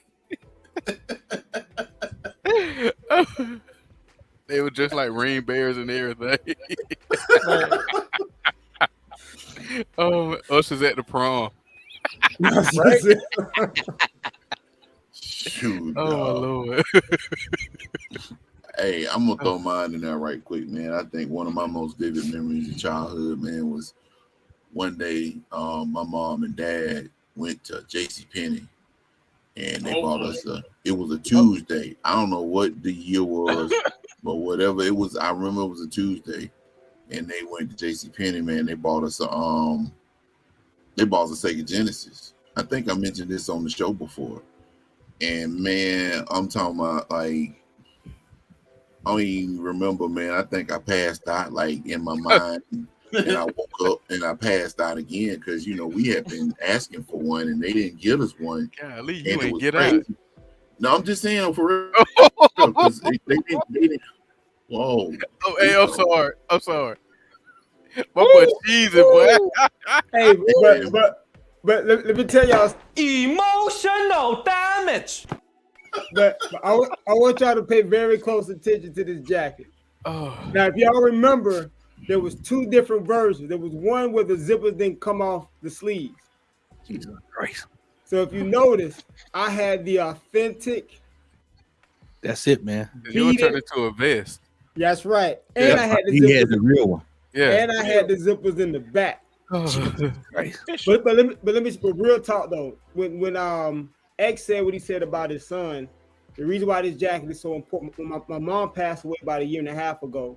Sorry, and I eulogized her. And when I eulogized her, one of the main things I talked about was the story about this jacket and what she really sacrificed. Because this jacket was expensive. Yeah. Like really expensive. Golden Gartrell expensive? Huh? Golden Gartrell? Bro, let me tell you something, man. No. I think my mom sacrificed the light bill to get that jacket for the kid, man. So that jacket right there, man, just means so much, man. So when you talk about nostalgia, every time I see a Beat It jacket or Michael Jackson wearing that jacket, I don't even think about the video. I always think about my mom. So that's why when you talk about nostalgia, man, that's what's up. That's awesome, man. Yeah. Yeah, that's what's World up. class, man. Boy had the collar popped all the way up. Let me tell you something. Just based on that picture, I felt so much energy coming off of that picture. Hey, I'm not trying to be funny, nigga. Okay, there we go. Hey, That's Chris. the one. Chris, your dad was about to stick himself. I want my money tonight. Hey, you do kind of favor Cat Williams a little bit, though. Yeah. I'm not trying to be funny, man. Oh, hey, but Rico, I was like, seeing you with that jacket, I was like, I know he got the glitter glove on. Oh, I had the glove, I had the socks. Yep. Hey, you practicing the moonwalks, man. Yeah. And remember, some of the old school cats know how to go. When company come, I don't know if y'all had to go through this, but my mom always had me and my sister perform or dance. Oh man, bruh. So when my mom the first day company came after I got that jacket, man, I had to do Beat It, Thriller, Moonwalk, everything. But you know what, man, I did it. I didn't care. You were like Eddie Murphy at You the were beginning. sliding across the floor. Did you have the penny loafers? I was sliding all across the floor, man. Hey, Rico, did you have the penny loafers? I had the high waters, so Okay. technically you can say I did. Right. Now let's go here to Chris and this nostalgia right here, buddy. You're trying to take advantage of me, Freddie. This time your black ass is going to work. Priest, all I do is sell coke, man. I don't do no violence. I don't mess with no fine women. I'm trying to give you a chance. You don't get me my money. Night. You're going out there, boy. You're going to horse row. All right, man. So, what's one of your most vivid memories of nostalgia, bro? You know, I have to kind of piggyback off Rico, man. My mom passed in '92, man, and I just remember, man, her job got together, man, and they bought me a Super Nintendo for Christmas. Wow. And I got one of her closest friends, man. They came and took me to the store. They were like, well, you know, you got to buy a game for it. And I was like, I get to pick any game. They were like, yeah, any game. So I picked up Street Fighter 2. Ooh, I remember that one. And that was it, man. I used to just leg sweep the fuck out of folk with down. They'll tell you, boy, before I figured them combos out, you know. But it was just R1. It was just R back in the day. That was it. That's all I did. Hey, leg sweep and uppercut. That's it. Yeah, that's it, bro. And the Sonic Boom, and that was it. You know, that was it. Yeah. But you know, just that, man. You know, I remember Chris bought me my Nintendo 64, man, and you know, I remember opening my Transformers, man, Optimus Prime, stuff like that. You know, I still can remember that. You know, it was a feeling that you can't explain it, man. Yeah. You know, you go through it. You know, it was a feeling of accomplishment, even though we weren't the one that accomplished anything. Right. Yeah. Like we felt like we did all the work when our parents were the ones that were doing it for us. You know what I'm saying? You know, yeah. Hey man, we had to do the work to hook up that Sega Genesis because my daddy didn't know how to do it. So, man. Like, Al, I'm gonna let y'all do this, man. I don't know what to do. Like, okay, hey man, what movie did we go see? Where you talking about Three Ninjas? Was it Three Ninjas when we were playing in the arcade and Pierre found their wallet? Yeah, Three Ninjas, and then he went and my little cousin found a wallet with. I can't even tell you how much. It was a lot of money. It was a lot of money, especially for a kid. Like, bro, we trying to go to this arcade, man. Like, back then, $10 was a lot of money for us at the arcade. You know what I'm saying? Hey, man, my little cousin got it, and did he turn it in? Or he gave it to my grandma. He gave it to your grandma. He gave it You know, money. you made me think about something. You know, think about that feeling when you first played Mortal Kombat. I mean, you talk about nostalgia. You think about those. You know, when you first played those games in the arcade. You know, that's a good thing. That's a good one there.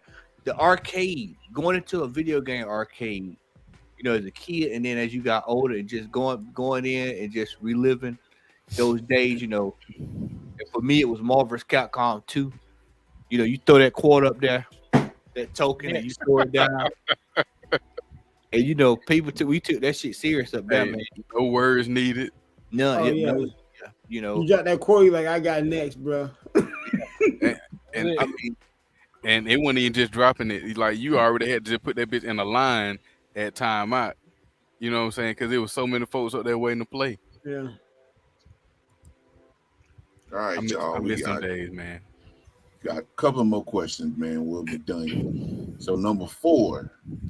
Is there a limit to what is deemed nostalgia? Because you know how it is nowadays.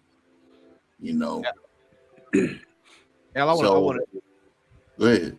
I want to throw this out there, man. Y'all remember the feeling that y'all had when y'all first saw this right here, man. This was when y'all first saw this right here, man. I mean that right there, man. Yeah. I mean, you rushing home from school, bro. Yeah. To hell, hey man, you made sure you had all your homework did. You made sure the scan drawing filled out. You made sure you were pulling out F's out the sign papers. Yeah, you were trying to do whatever you needed to do to get sorted out so that you could get home to play Mortal Kombat on Mortal Monday. I learned how to forge my grandma's signature.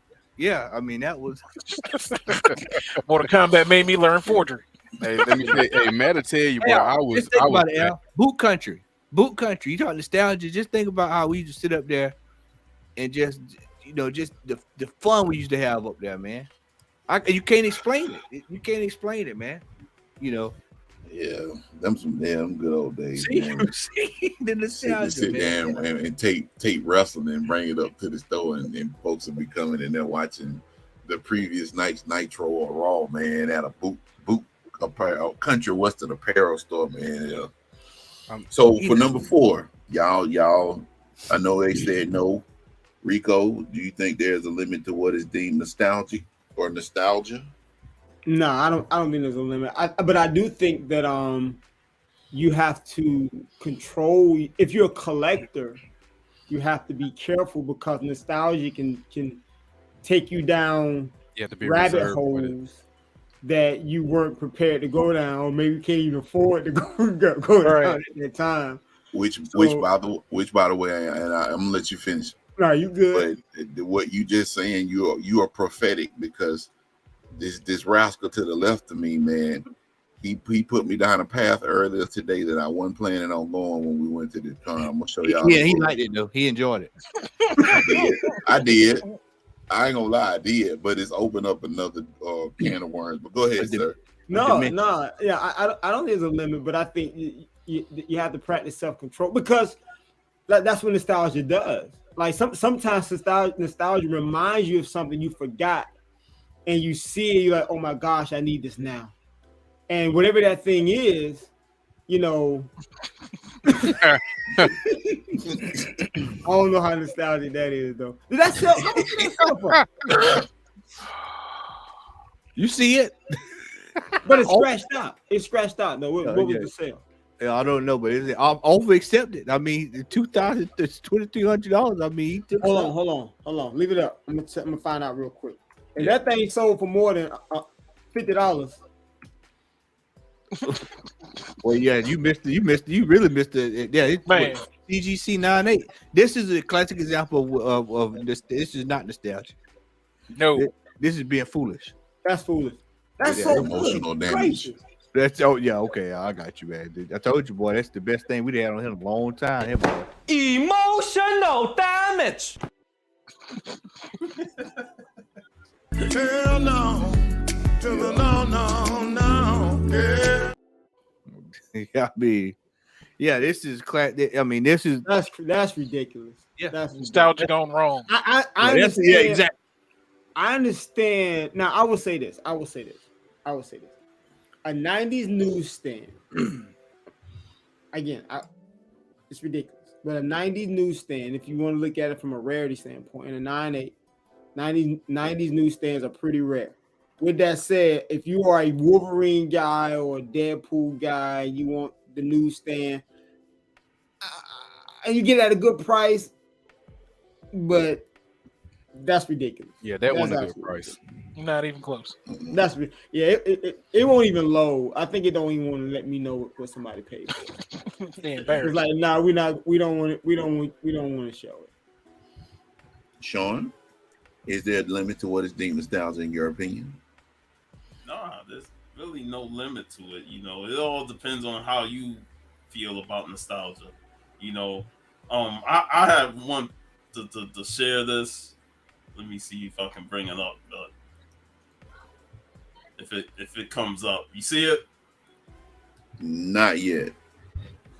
Oh, there it is. Oh my gosh, price came up. That's you, Puff? Yep. Oh wow. I'm in the red. These are my cousins. This is in Bed-Stuy, Brooklyn. Wow. And that's my bike. They try and get the ride on the bike and stuff. And I swear we grew up in the Wild West. Hey, not one parent, two My That's the beach cruiser right there, man. That's the beach cruiser. Hey, somebody saw a Lieutenant Rona walking by. Right, I don't know. Hey, hold up. I'm supposed to be recording the kids. He said, I'm alone in my room. I'm gonna stare at the walls. Yeah. In the The back whole of my mind, I neighborhood, hear my man. conscience call. Bro, you can tell, man, this video right here, man, this ain't nowhere but New York. Like, right. for real. Oh, that's brownstones, man. I'm telling you. That's the whole neighborhood Why right they, why there. they look like where the Wayans lived at? I honestly, I see this and I said just the want to sing. I just want to sing the Living Single song. You know what I'm saying? Like, it just pop up in your.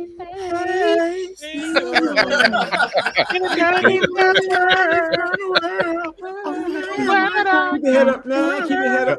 Y'all saw Sean got off that bike. Sean got off that big wheel. Yo, look at them socks though. I need my money tonight.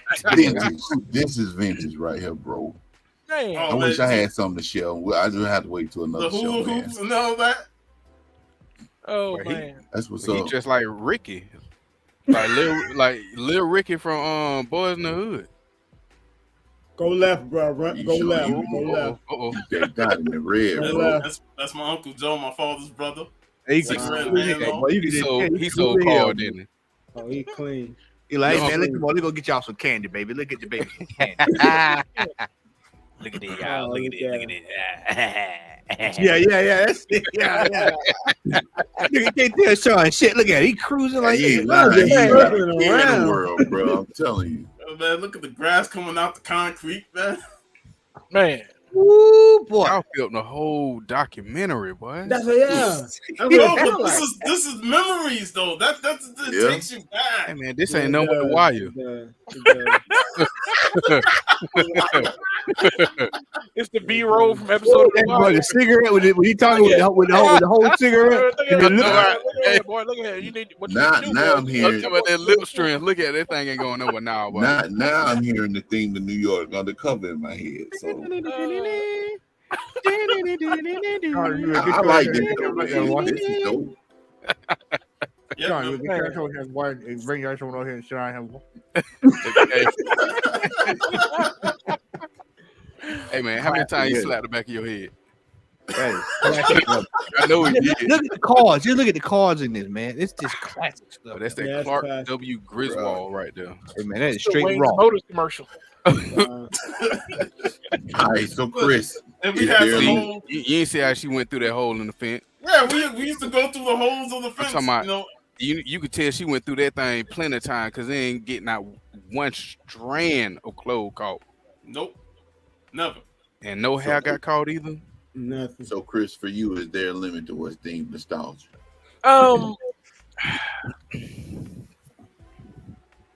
I think nostalgia kind of sits to each generation. So to a sense, there is because, you know, our kids' nostalgia isn't going to be our nostalgia. You know, because it's not going to be the stuff that we grew up with. So in that sense, I think that there is a limit to nostalgia. Once it gets you've reached, you know, a certain point, it's no longer, you know, something you grew up with. So you don't have those childhood memories or those even, you know, young adulthood memories attached to it anymore. But there's definitely a limit, like Rico said. There's definitely should be for most people a limit on how much you'll spend for your nostalgia, because nostalgia can quickly become a habit that you get addicted to and can't get away from. And then next thing you know, you renting out storage sheds because you ain't got no room in your house no more. Like, so I mean, it's And I'm gonna tell you something. Rico been on it tonight because that actually segues into my next question. So we got two more questions and then we'll be done. Does nostalgia equate to value? No. You ask some sellers on eBay and the answer is yes. But see, that's the thing though. So that's like that question is something that we touched on a long time ago on the channel, and it's what is a grail? You know what I'm saying? A grail doesn't necessarily have to be monetarily expensive, but it could be something that is so near and dear to your heart, and that's what makes it priceless to you. You know what I'm saying? Yeah. So nostalgia, like this, it really can't have a price to it or equal money value because it's your precious memory. You know what I'm saying? Like how Rico said that his mom passed a year and a half ago. You know what I'm saying? That's always gonna be uh, a priceless memory in his heart for him forever. Matt said his mom passed when we were in the 4th grade. You know what I'm saying? Every memory that he has of her is always gonna be precious. It's gonna be priceless. My mom died when I was 4. I remember everything about my mom. You know, different things have different values to them. So, and it's not necessarily a dollar that can be attached to it. You know, because that's something you'll never ever forget. You know what I'm saying? So I don't think you could ever put a price on nostalgia's value, so to speak. Yeah, I think it's the difference between intrinsic and extrinsic value. I Yeah. think from an Yeah. intrinsic value standpoint, which is what X was saying perfectly, is that yeah, I think it's priceless. So the value is there because it's emotional, it's personal. You know, it's you know, you can't separate me from that moment because I'm just as much a part of that moment as anything else. So Right. intrinsically, yeah, the value is there, but the value is personal and therefore it's priceless, like X was saying. Right.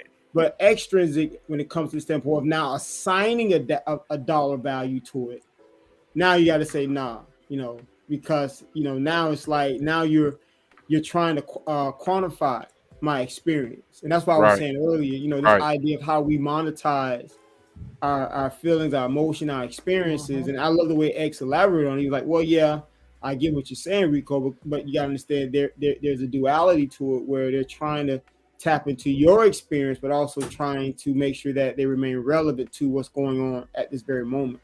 So I would say intrinsically, yeah, but extrinsically, no, I would say no. Yeah, I'm leaning more towards X. You know, like for me, nostalgia doesn't equate to value because nostalgia equates to more of how it relates to me and how I feel about my um, life and what things meant to me. You know, like even if it's invaluable, it's valuable to me, and it has a certain nostalgic feel that I can relate to, and I want to have it for my own personal stake because it brings back joy. It brings that nostalgic joy that I once had for it. Like you can find a book or a toy, that like G Man AOK me the original Ecto one, and it's beat up. It has missing the It door don't and all matter. that, and It it don't don't matter. matter Don't matter. because that's OG Ecto one, and it's something that I value. Right. And it's nostalgic for me. You It know it, what? it, it could be a $5 piece of crap, and it's still like I love that $5 piece of crap. But It you don't know what matter. makes it even more priceless to you? Because let's just say, and I don't know if you had the car when you were younger or not, but let's say you did and you lost it. That car, getting that car beat up, missing the door and everything. Guess what? That's probably how your car would have been if you would have had it all Yep. this time. So Yeah, it sits hard, like it sits well with you. So and Mhm. and, I and rock this, with that. this there's things like I remember I had all my action figures, right? I played with them. We just stuff. Some of them are broken, but I remember when I gave them to my younger cousin. This was around the early 2000s because I was like, I don't need them no more. Then I remember a couple years later, I was like, damn, why I do that?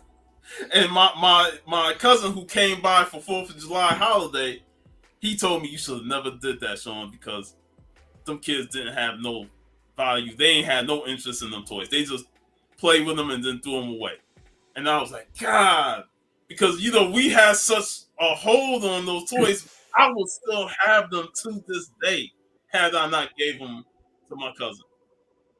And when he told me that, I'm like, yeah, I had a big regret. Just like the OG Sega Genesis, I gave that to my uncle, and biggest regret I ever made because I was like, man, we kept the Nintendo, but fucking Sega Genesis, God.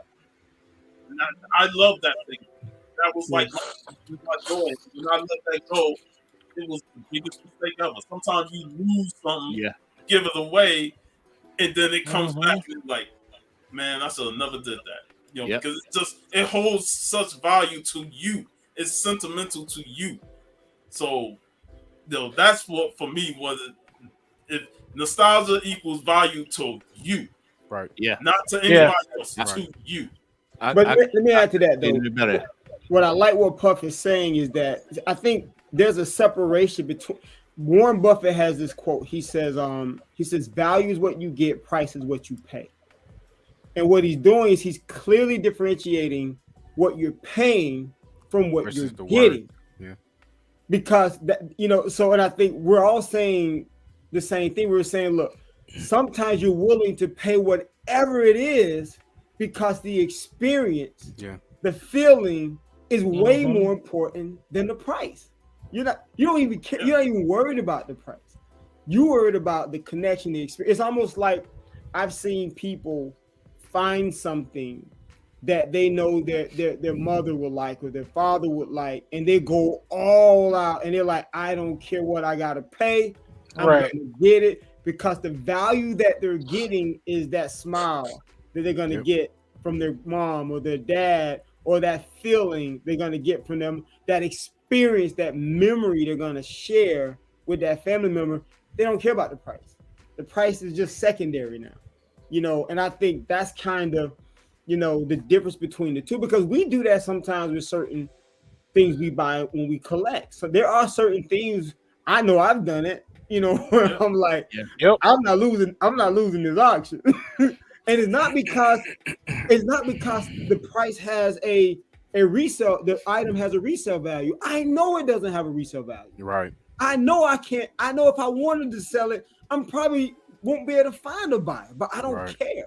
Right. I'm not buying it because I want to resell it, or I'm buying because I want it so bad because it speaks to me. I'm connected to it. Like I collect Maury Turner original art because when I was young, it was Calvin and Hobbes, it was We Pals, comic strips got me into comic books. Yeah. Yeah. So for me, Maury Turner is like one of my goats. And so the fact that I can hold his original art in my house, knowing that this dude sat down and literally got a pencil and drew it on this piece of paper and inked it, I can't put a price on it. So sometimes I'm like, I'm gonna win this auction. I don't care. Because it speaks to my childhood. Matt. I mean, I pretty much echo everything that's already been said, man. I mean, it's especially what Sean said. I have my old action figures sitting out in the shed, man. And from time to time, when I go look in that bag, I just bring all the memories of back when me and X's childhood. They come back. I remember every last one of those figures. Getting them and even the pieces of it, right? But you heard me. I heard what you said. Yeah, pieces missing and stuff like that. It's just I find a couple of old Transformers, and I just remember I started thinking about Chris Al, stuff like that, and it just brings back the times of the memories start coming back. And you know how creative we were with those Hot Wheels. Like I used to like all those play sets that had race tracks and all that stuff. I wanted that, and my mom's like, "Nah, you ain't getting that." Those weapons of mass destruction, right? Man, you piecing together 20 different tracks together to make one big one. And let's be honest, those tracks be used as whooping tools. Oh yeah. Y'all remember them Tonkers? How heavy them old Tonka trucks used to be? Oh man. But the creativity we had with all those Hot Wheels. I used to fucking use VHS tapes and boxes as my builders. To build city streets. Oh, this is my little town here. VHS is the store and all this stuff. The creativity we had was just off the roof.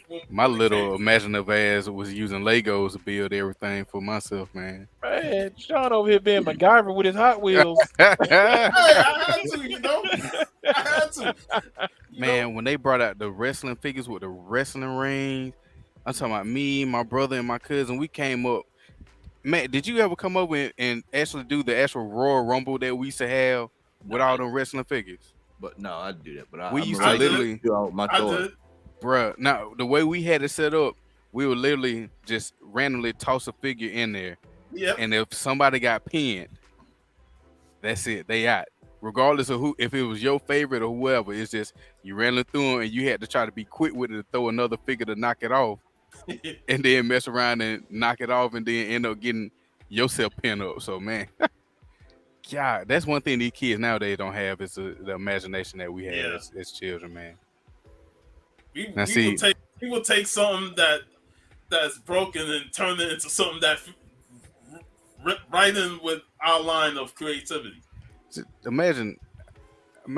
First of all, the memory that we had, just because we'd go out there and bury figures and remember exactly where the hell we buried it at 3 months later, and then soak them, especially G.I. Joe, soak them in water, hoping that the rubber piece that held Rubber band in 'em. the torso and the legs together didn't snap. Oh, God, man. I'm gonna say this, and then I'm gonna get Chris to answer the question. You already answered it, Chris? Yeah, I'm with everybody else. So it's not, yeah. Okay. I'm tell y'all how crazy I was in the brain. Sometimes I didn't play with regular toys. I would take twist ties off of bread and ice cream sticks, and I used to make figurines out of them. Yeah, make figurines out of them, man. Just act like I'm wrestling them and all that kind of stuff, man. Al out here with literal stick figures. Literal stick figures. Last question, folks. Will nostalgia as we currently see it be a detriment to the hobby of collecting?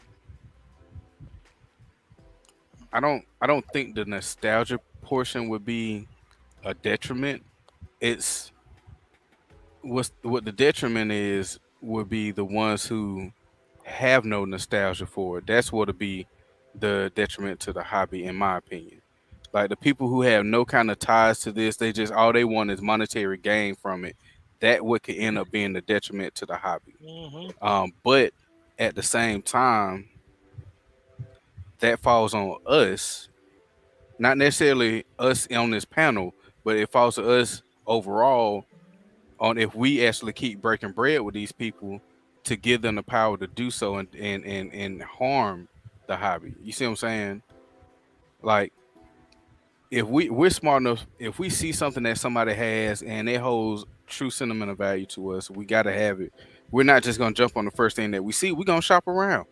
It's going to be somebody out there that has a better price, a better deal.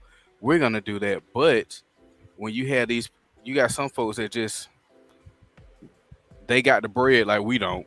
Like we ain't got the bread like that. They got the bread. They'll just break it and make it harder for us to get the stuff because now they're driving the price up because they ain't got to worry about working a 9 to 5 like us. You know what I'm saying? But that's just my little take on it. Sean? I really like. I definitely agree with what X say, but I just think nostalgia, regardless of whether current times or not, it's still gonna have its prominence as a pastime thing. You know, like whenever you see something that triggers a memory from your past, you just get nostalgic thoughts and joy. And no matter what, like even with the whole thing with people trying to make money off of certain things, you can't eliminate the nostalgic joy of memories that people have for certain things, and that will never be a detriment because regardless, throughout even from here on out to the future, people are always going to feel nostalgic. I mean, I'm waiting to see who's going to feel nostalgic for all this mumble rap that we've heard over the last couple of years. Like, really? Like, that's no. I want to see these young folks go in their 30s and 40s. Like, man, I was really listening to this shit because that's exactly how I feel seeing them listening to it. But when we get nostalgic over the music we grew up with, it's like, yo, that is true old school nostalgia. And we get joy. Like when we was talking Sade and all the old school R&B acts, the funk bands, it's like, man. And I remember just going to see Earth, Wind & Fire, going to see Sugar Hill Gang, going to see Cameo, and it was like these groups. My father grew up loving, and then I'm going to see them, by 99, 2000. So instant nostalgia because I grew up off of that music. So attack me with your love, baby. Okay, Chris. I kind of think it already is to a degree. Like X was saying, we see it all the time with FOMO, and how the people that are willing to just throw money at a problem, for their nostalgia because other people are cashing in on it. And they're also, like we talked about, manufacturing nostalgia. Remaking toys, that we grew up with, and now they're costing 8 times more than what they originally did. So it's it can be a detriment, but it's also, like I said, it's also a matter of a personal detriment. What we may look at and go, somebody actually bought that 9.8 for 2,300 and think it's crazy, and someone else who's got the money to burn on it is just like, I'm willing to pay that for my nostalgia because, like Rico said, I'm willing to go down that road because that's what I love. So it's a personal control thing ultimately. Okay, man.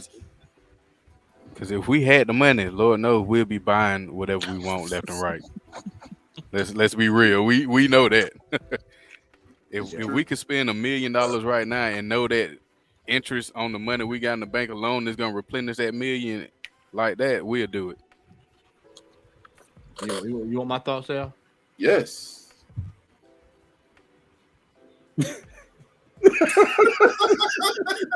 This dude. Our opening segment, each time we do a show, tells you all you need to know about that. There's somebody that's high heel shoes, cups, protractors. Hold up, you said protractors. Yeah, I mean just anything. He throwing out random objects that people try to sell. Anything that you can find on the floor. Man, 10 grand for. I mean, yeah. Like, I mean, this is the devastation of nostalgia. What can happen? I mean, we have people washing with nasty shirts that they cut. Hey, go to the one that was disgusting. I can't find that dinge. If I can find it, I'll pull it back up. But I mean, look at this, man. Who's checking for this, man? Who is checking for that? I need to finish off that 2099 collection. 2099 Punisher, brother. I mean, who is that? I mean, really? I mean, people out here. But it's on a pre-shrunk cotton, bro. It's pre-shrunk. Come on, man. It's pre-shrunk cotton. I mean, brother. I mean, this just you see this. I mean, look at this, man. Come on, man. I mean, this is straight from the annals of Smiley's Flea Market, man. Look at that, man. that is just. I mean, look at this, and this is man, one of a kind. One of a kind. I mean, you Screen Stars. Screen Stars, man. I mean, bro, that was right off the aisles of Zales, man. Zales and Farmore and Cross Keys. Great day. All that stuff, man. Service merchandise. Service merchandise. They had to walk to the back and wait for it to come off the machine to pick it up. For y'all who really know Union Way. Oh my Lord. Woolworth. Union Way. If you know, you know. I mean, it's just you see this stuff right here, man, and you look at it, it's like this is the dark side. You know, they got dark side of the ring. This is the dark side of nostalgia right here. This is the dark side of nostalgia. Man. I mean, look at this. Fingerhood. I mean, fingerhood. Hey, what man say? If you know, you know. Yeah, I mean, you just find one in the back of a Turtles music. I mean, off the hype of Indiana Jones, I got to go out. I've got to sell my Indiana Jones shirt that was at the house for $120, man. I mean, bro, who is looking for an Indiana Jones shirt, man? I mean, it's ridiculous. But this is the dark side of nostalgia. This is the dark side, true dark side of nostalgia when you see this kind of stuff. So, not surprised, man. Not surprised.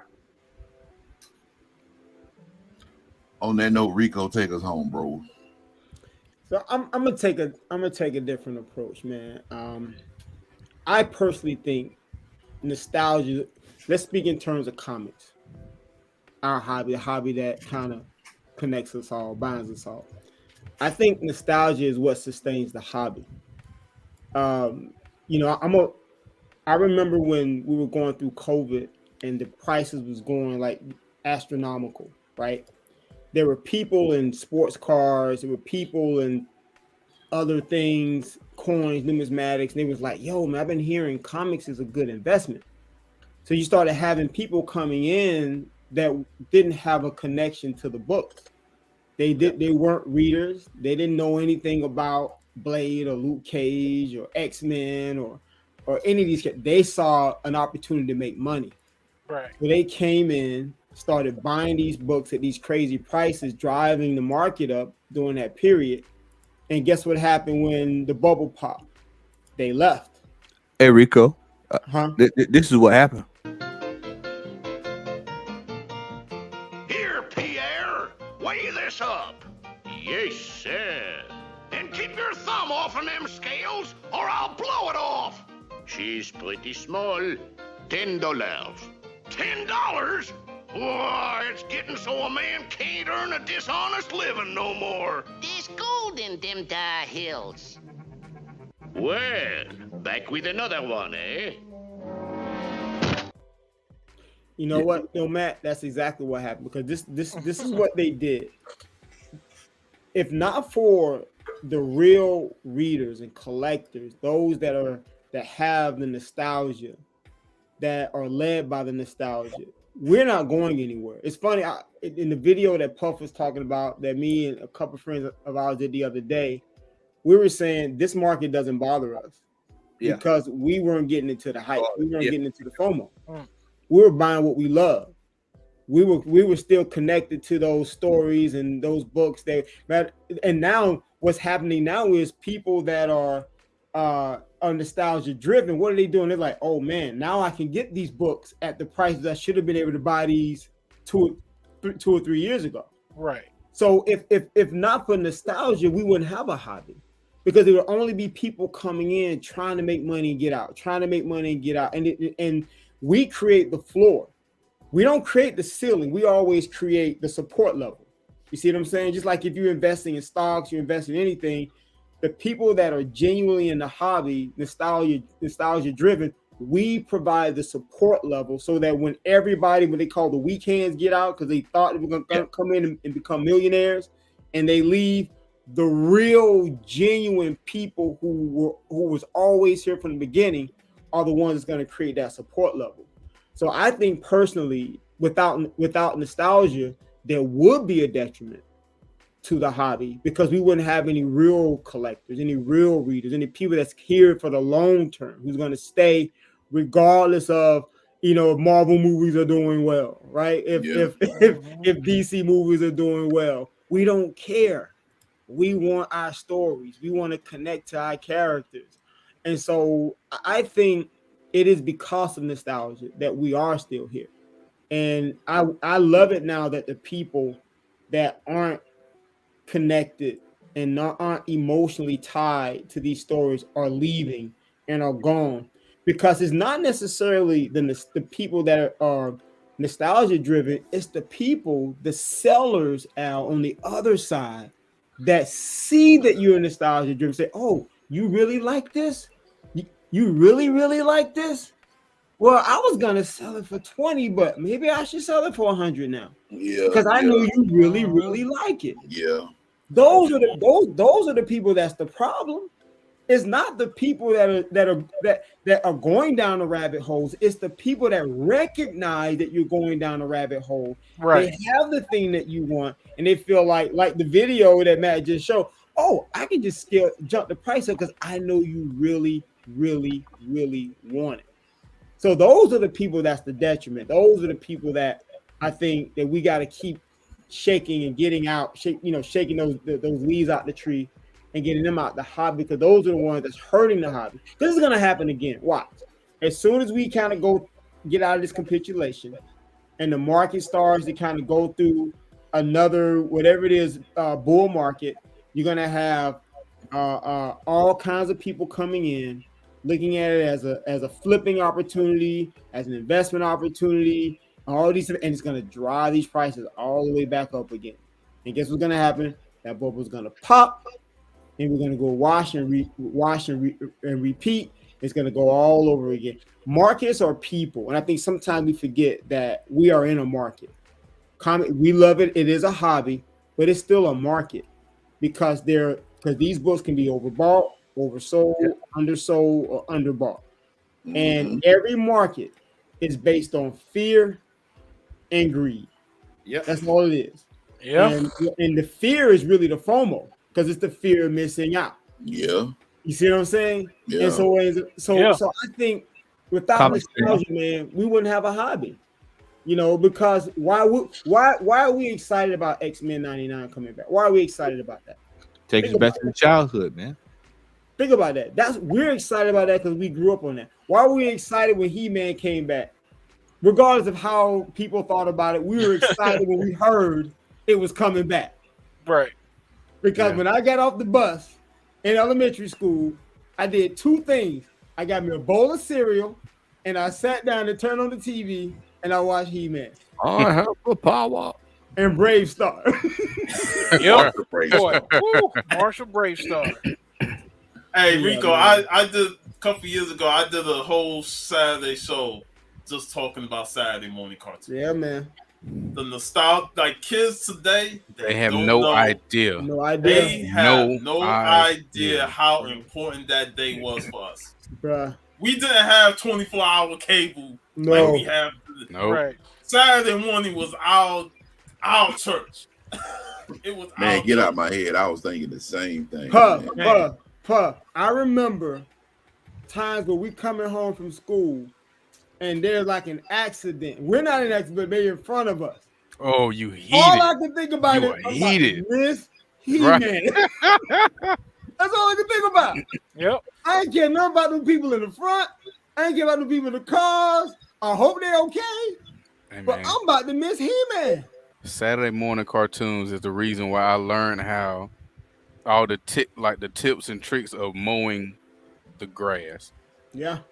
I learned how to mow grass like it was nothing, just so I can get the grass cut, get it during the fall I had to rake the leaves and everything, just so I can have all that done in time to go take a shower, eat breakfast, and then sit down for 4 hours and watch nothing but cartoons for Saturday morning until 12 o'clock hit. Because think about it, everything was connected.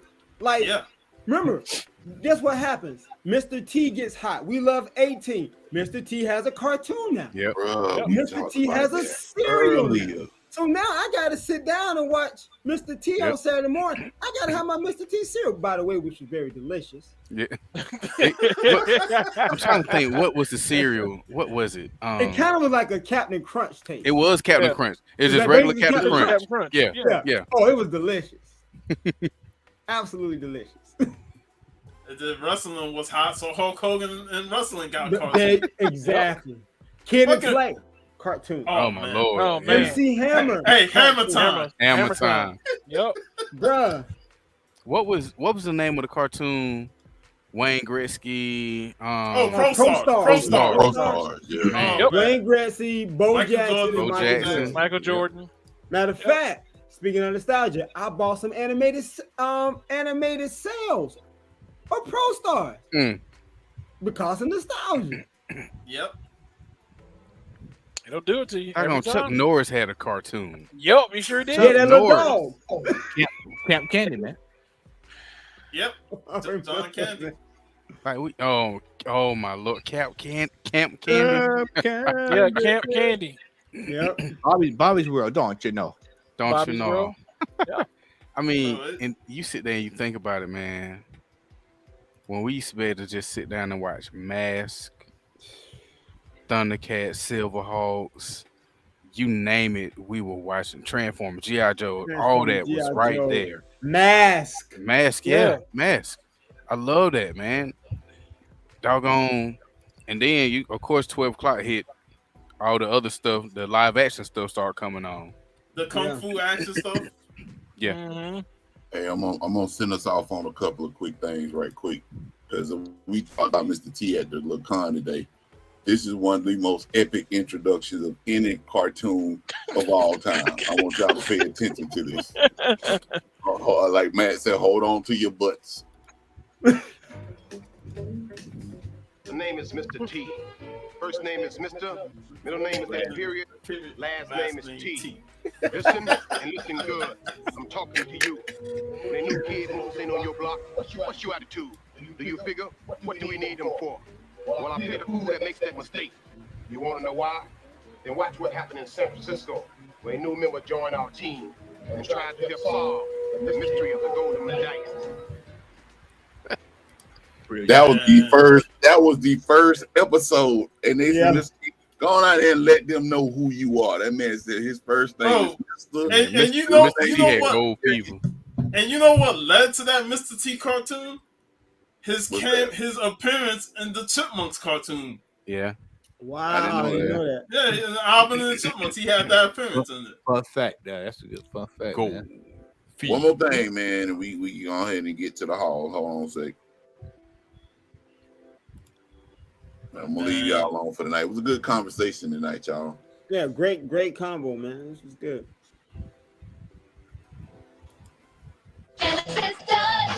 Oh yeah. 16-bit sports action.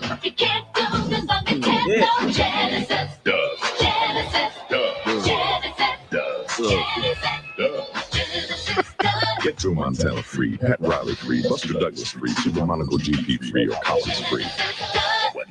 That's Al. That's Al in the voiceover work there. That's Al. Bruh, that Jungle said Genesis done, but that boy, I'm telling you, boy, Nintendo does it. The competition was so high back then, hey, man. The kid gloves was off, and they was gearing all this towards kids like Genesis does, Right. but Nintendo. I want y'all fools to know this, right? You know, yeah. But I'm done. Wow. Nice. Anybody got anything else to say before we adjourn to the If hall? I say something, man, we're gonna go further on. So I'm just glad we weren't. I'm glad our parents weren't nowhere near as sensitive as these folks are nowadays, boy. Yeah. Good God, man. It is slop fit. Yeah, it's bad. All right. I'm sorry. I didn't mean to say something. I meant to say woke. All right. It's time for the hall.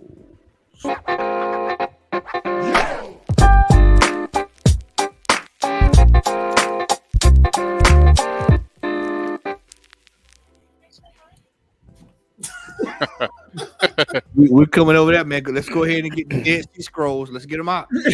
Actually, man, I don't have anything. What? Bruh, Unbelievable. I don't have it, bro. I've been just kind of like, hold on. Nah, I don't really have much, man. I maybe a few little things, but nothing major, man. Unbelievable. I got nothing either. Right, like I got nothing. Hey, I'll go because I only got 3 pieces to show. But you know, I met Devon Dudley. Oh, Nice. yeah. Testify. Get the table. table. So it was pretty cool. And then of course the icon. Nice. The Nice man photo, called man. yes. Nice photo. Hey, bro, you fit right in the crew right there. I'm the champion, bro. You know, I bested them in the 4-way for the belt. So Nice. and then shout out to Stone Cold Steve. All right, brother Gary. Have a good night, brother. He hooked me Oh, up man, with this that's Heroes Con. That's nice. You know, he got a couple of friends Nice. from Heroes Con, and he hooked us up, and this was what he got for me. So, you know, I know Matt saw it. You know, these are the art. The savage.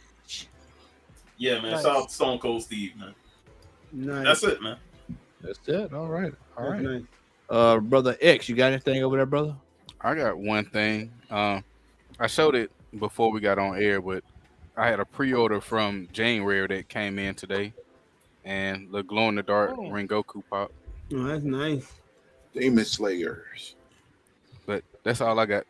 All right, brother Al, coming your way, brother.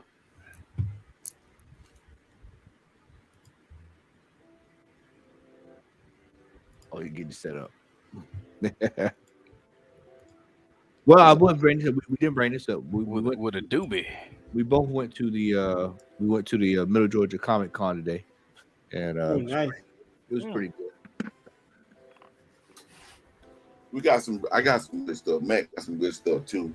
But I'm gonna narrow this down because I got a whole bunch of stuff.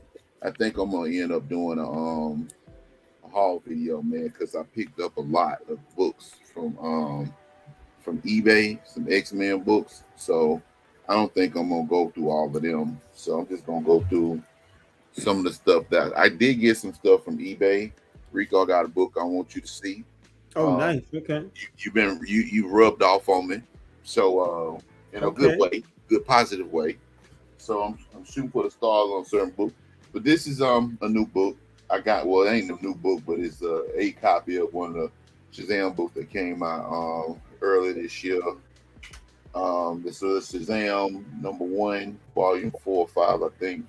The Sinister Four #1 that came out this week. I've got the original for this, but this is a facsimile copy of X-Men 101. Oh my God. Oh! X-Men Emotional 101. damage. Right, emotional damage. But it's like Snake dying just then. I picked this one up, man, because if I don't ever get another copy, I'm gonna slab the original one and just hold this one as a reader. That's nice. I'm glad that was a facsimile that fell. Man, whew. I'm not glad, but I'm glad. You know what I'm saying? Yeah, I feel you. Shout out to Larry, man. I missed these when they first came out. He was at the con earlier today, so shout out to Larry Crocker. I missed these when they first came out, so he gave me dupes that he had. I think this is like a New Mutants book. I'm not really sure, but it's a Alex Ross Thomas variant. And then my boy, Colossus of Russia. Yeah, that one. I thought you had that one. I did not, man. For some reason. Oh man, if I would have known, I would have been got it for you. I'm glad you got it. What happened? I don't know what happened. Okay, so this is stuff that I got. Actually, hold on. Give me a second, folks. Bear with me. Okay, so I got this book off of eBay. I got these two books off of eBay. I'm actually waiting for a duplicate for one. I got this one for a real good price, man. This book had dropped. It had actually jumped in price when MF Doom, his birthday was early this week. But I got this book for $15, man. It is in pristine condition. That's nice. Off eBay. The average cost of this book now probably is gonna be between $40 and $70. Yeah. Raw. Wow. Raw. So I didn't pick it up because I bought a lot of the hip hop variants when they first came out, but I missed this one. But as soon as he died, this book went up. So I got this book for $15. Hey Al. You know I ain't get a lot of hip hop variants because the comic book store we had at that time was selling for $15 day one. Yeah, that's Comic Plus. But they was actually saving them for me at I was getting mine from Origin Store. So I got another copy that's coming in showing this is actually A-OK for Stone Cold. Kamikaze #1. This is the first appearance of Speed Racer in the United States. Oh, really? Yeah. Oh, wow. Okay. So I got another copy for myself. This is going to Stone Cold. And then I got him the B. There was an A and B copy, the B variant. This coming. I should probably show that on the show next week. All right. So let's see. Okay. So got these these next few I got at the con. I'm kind of jumping. So y'all know I'm collecting Marvel Team Ups. I got Marvel Team Up Spider-Man, She-Hulk #107. And then I collect, I got a couple more. Marvel. No. That's the only Marvel team up I got. This other one is Sensational She-Hulk number 32. I'm trying to complete this run. Keyword is trying. Then what ifs, and the cool part about these next 4 books I'm gonna show y'all, I got these from the con earlier today, and this actually completes my volume 1 run of What If. So with these 4 books I'm about to show y'all, I have the complete collection of volume 1 What If. So it's What If number 17. You shall not fall today. No. Boy turned into Gandalf just then. Right? You shall not pass. It's this fan blowing it, man. This one was probably the most expensive book I bought out of the What Ifs, only because of what it is. I paid $30 for it, but it's What If Wolverine. What If 31? What If Wolverine killed the Hulk? For some reason, this book is like one of the most expensive What If books, aside from What If number 10 with Jane Foster. So dude gave me $10 off, so I went ahead and bit the bullet and got it. What If 45? Shout out to DT. He actually got the cheaper copy. I ain't mad at him, no. But he actually put me on to the seller that was actually selling these next 3, the 3 books that I just got. So this is What If 45. Shout out to Bill Sinkovich. And What If 46. So with those 4 books, I have completed my What If run, volume 1. Man, nice. Man. Congrats on that, bro. Congratulations. Congrats, man. That's dope. Y'all know I'm a huge fan of Godzilla. I'm trying to collect all the Godzilla Marvel. I'm 2 issues shy. I picked this one up today. Godzilla 16. Thank you, G-Man. Nice. Y'all also know that I'm collecting the X-Men Uncanny. With the one, shout out to Stone Cold. He got me 2 of them. I found one today, so with these 3, when I get the 2 from him, the magic number to have that complete run, this thing sure want to follow doing, is 19. So I got X-Men 74 today. So again, with these 3 books, the magic number is 19. Nice. So I got a little discount off of that too. I got this off of eBay, and I got the gold key variant, but I went ahead and got the Whitman variant of Battle of the Planets number 1. Shout out to Roman Curtis, Uncle Roman. And I got 2 last books. This one is the one that Matt was telling me. I thought I was already done, like buying stuff, y'all. Matt gonna come tell me, and he got some stuff he gonna show y'all too. He gonna tell me, hey man, it's this dude selling magazines, and they got Bruce Lee magazines. I said, oh, word. So I went down and I looked at them and stuff, and it was one in particular, man, that just stood out. It just looked so good.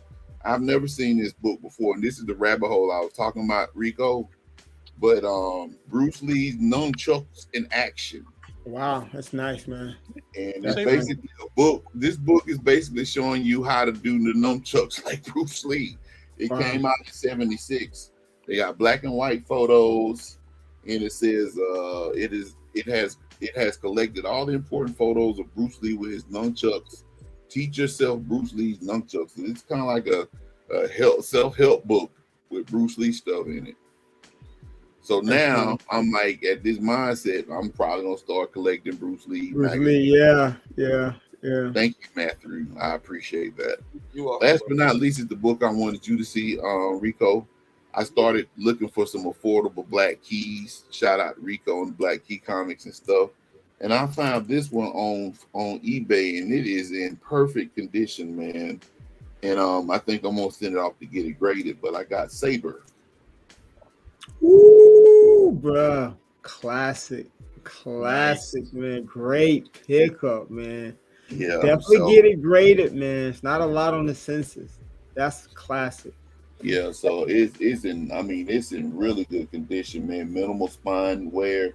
The cover front and back is just super clean, man. So I'm looking for that Friday Foster. I want that one next. And I think once I get to Heroes Con next year, man, I want to pick up that Lobo. Shout out to Rico for showing those books, man. I wanted to pick that up, so I appreciate you, bro. Man, you don't have a Friday, Foster? I do not. I'm gonna send you one. Oh man. Oh God. No, I ain't crying. I'm just playing. But appreciate that, man. Thank you, bro. I appreciate it. I'm gonna send you one. Hey. But yeah, man, that's my haul. Go on to scratch that off. Go on to scratch that off your list. Thank you, sir. I appreciate that. Absolutely, man. Come on. Thank you. All right, people. We have here. I have completed the run of Night Nurse. Ooh, yes. So I have Night Nurse. Only you can hear this question.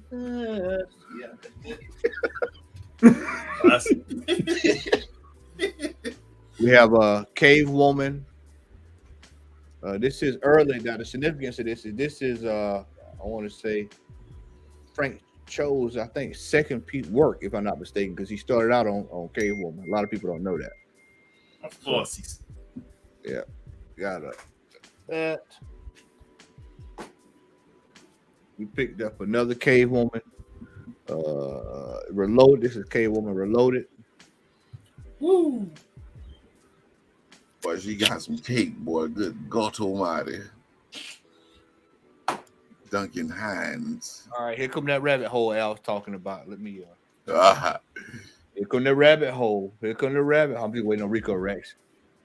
Hey, let me preface this, man. Y'all gonna trip out when y'all see this, though. For real, for real. You about to show them what I think you gonna show them, man. It's coming. It's coming. Yeah. We have buddy. Yes, sir. Michael Jackson cover of Ebony. Look Yes, how Wait, much that was at the show? Oh. Yeah, that was at the show. Wow. $12. 12 How much? $12. $12? That probably look nice too, man. Yeah, man, put that back up there, man. Hold up, man. It's back. Look at that shit, man. Jerry Curl popping. Bro, that copy looks clean. Clean. Man. Bro, you got to get that graded, bro. Oh, you know it's going to get. Oh my goodness. Oh, he got some more for y'all, man. He should be out today. Oh man, don't tell me you got some more, man. Oh man. Man, you better quit. How much? Man, look at this. You better quit. $30. That thing got 5-star on it, y'all. 5-star. Bro, these books look immaculate. Yeah, They were. See, Yeah, it was the same dude. I This got what I'm mine. talking about. We did that show a couple weeks ago. We saw those write-ons and we saw all those books, and now Matt going after them shit. Right. They were just sitting in the box. Oh, Not No, the you hammer didn't. cover. No, you didn't. Hammer time. Hold on, where did you get these at, bro? A vendor had them at the show today. At the con we went to today. Yeah, the vendor had them in the box, man. A whole box of them. Yeah. I started to get a couple, man, but I had already said, man, I had buyer's remorse is a mug, though. Right. All right, yeah, here we go. Oh. Okay, all right, I'm done. I'm about to leave now. I'm done. 1986. Hey y'all, it was nice hanging out with y'all tonight. Yeah. Man. Let me tell you something. I remember that cover. Yeah, this is definitely getting Preston. Get off the clean. Oh man. Shannon, they was there for you, bro. Yeah, Shannon was there. He rolled up out of there. I thought he ain't got no patience. I told you, Shannon, he was in there. He walked right past us. All right, so y'all know Heroes Con has come and gone, but I had some books that were sent off to Heroes Con. Some were still there, but 2 arrived on day before yesterday. And so these are 2 books that I got. We'll start with this one, and we'll work our way to the front. We have some Matt Bacon in the house. We have Canteen. Ooh, 5.5, bro. That's a nice grade. 5.5. Oh, that's a nice grade. Canteen Kate. So, dude, that's a great grade. Oh my goodness. So we got that one in there. Classic. Hey, hold that back up real quick if you don't mind, man. I want people to see something, man. Look at the bottom. Look at the bottom right. You see Matt Bacon's name on that. Yeah.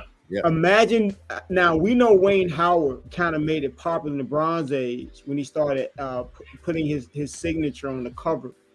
But imagine in the Golden Age, in the 50s, early 50s, a black man who was drawing the covers of these books, having his signature on the cover. Let that sink in. And people are okay with it because they understand the value that it adds to that particular book. Yeah. That in itself is phenomenal. So and that is also, I just noticed something too, man. Look at that ad on the back of it for a $280 art course back then. So That's wow, a lot of money, boy, back then. And, Construction elevated for inflation would be about $32,000 right somewhere along in there. Yep. The other book that I got from Heroes Con that I immediately sent off to get great, that got graded. Other canteen. There it is. Number 3, 7.0. That's it. And you got both of them for a good deal. I got them both for what? 7.0. Whoo, bro. These grades are banging. That's a great cover too. All right. And the last book of the night is the one slab I bought today. I walked in with the fellas after talking with the brother. Damn, what's my boy name, Al? That was that Teddy. Teddy Long.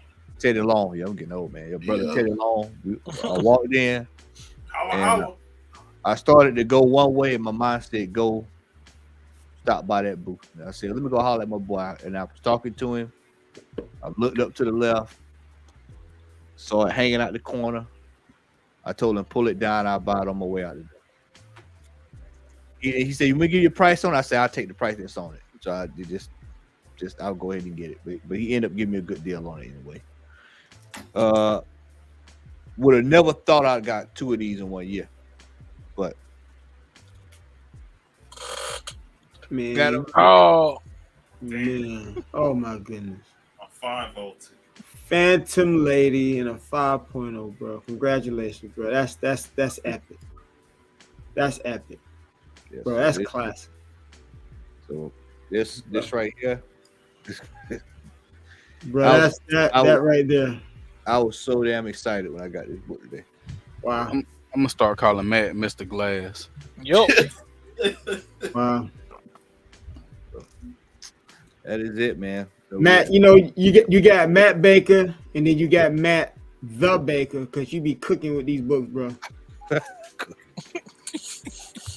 was pretty good, wasn't it, y'all? That was pretty good. That was nice. My man, Bacon Comics. I expect nothing less from Matt Odom. You know, I'm going to dig up some of these old streams because we're supposed to be getting ready for the 7th anniversary. Yep. I'm gonna go back and look at some of old Matt Halls because he always was killing this since the beginning. And you know, I know X and Al could say that. You know, Matt always had them big boy stuff even back then.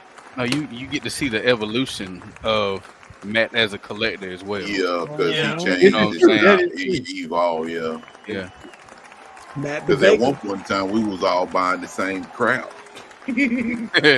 and then it's like one day it just clicked on him. He was like, "Wait a minute, let me get this stuff that I know." Matt is almost like these are his stocks. You know what I'm saying? Yeah. These are his investments. This is an investment, right? Yeah. Buy low, sell high if it ever came to it. Right. That book is liquid. Yeah. Those books you just showed are liquid, bro. He was looking at them other books and he said, "Bitch, are you for real?" You damn right. You damn right. You damn right. You damn right. This is what I said. I said, "Look at me, sure. Look at me, sure. I'm the captain now." Yeah. When I saw them cats over there and they had them 1 in 100 variants, and they were like this. Hey. Yeah, that's dope. Nah. So.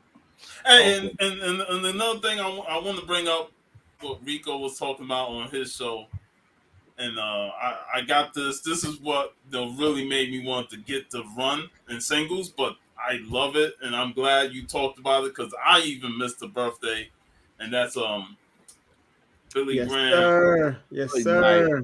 Yes, sir. Big collection of Jungle Action, Don McGregor, Billy Graham, Yes. Rick Buchler. Such a fan.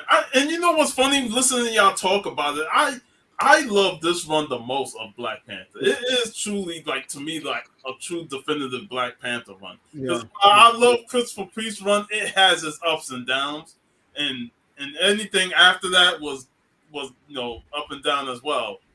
But this to me is the best Black Panther run. Yeah. It's like Don McGregor just knew how to write Black Panther and elevate the character.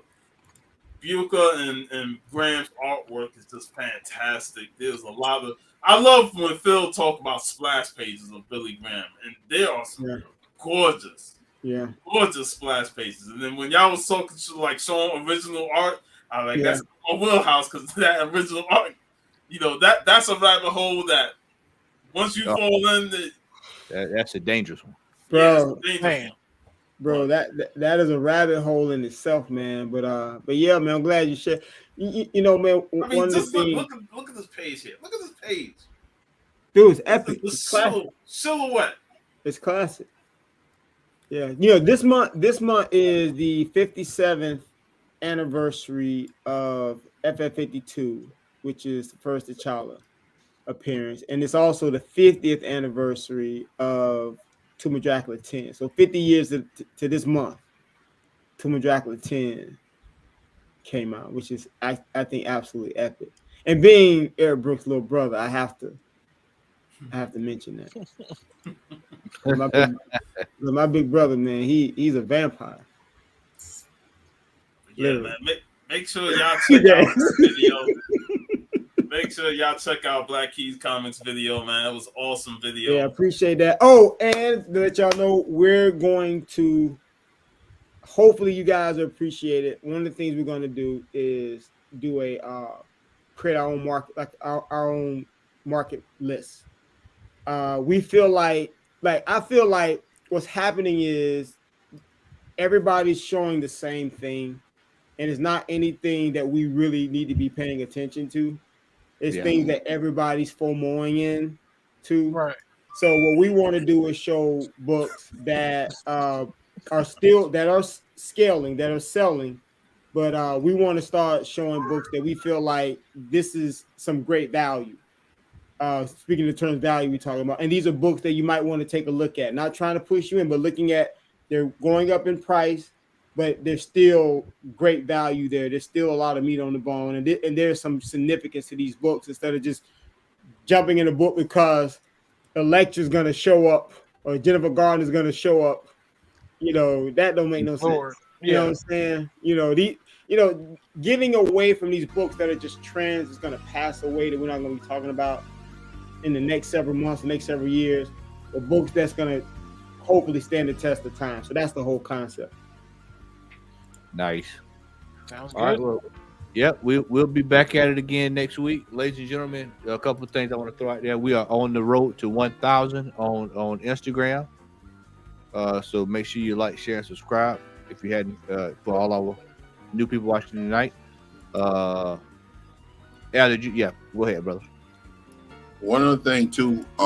This is a public service announcement.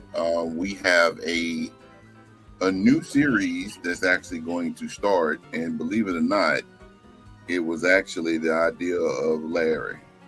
So, no, seriously. So next Wednesday, and whoever's actually up at that time, around 11 p.m. Eastern Standard Time, Larry and I will be doing a show called X Factor on the Comic Hall channel, where we're going to be talking about the X-Men. Oh, nice. Yeah. Yep. And our first show is going to be a live stream, and then we will just play it by ear. So anybody on the panel want to join us, you're welcome to it. We're going to be talking about pretty much everything mutant. So, Sean, what you got coming up, brother? Well, me and VV hasn't come up with a movie to talk next Friday, but we eventually will. But I wanted to throw this out there because it goes back to last month. And then, of course, we just had BlurredCon this past weekend or something. Do y'all want to talk about the word blurred. Oh, it's coming. Yes. It's coming. Yes. Yeah, that's We're gonna have a comprehensive discussion on this, sir. Yeah. Oh yeah. Is this gonna be a pre-code conversation? Like do we need to keep this like with no advisory?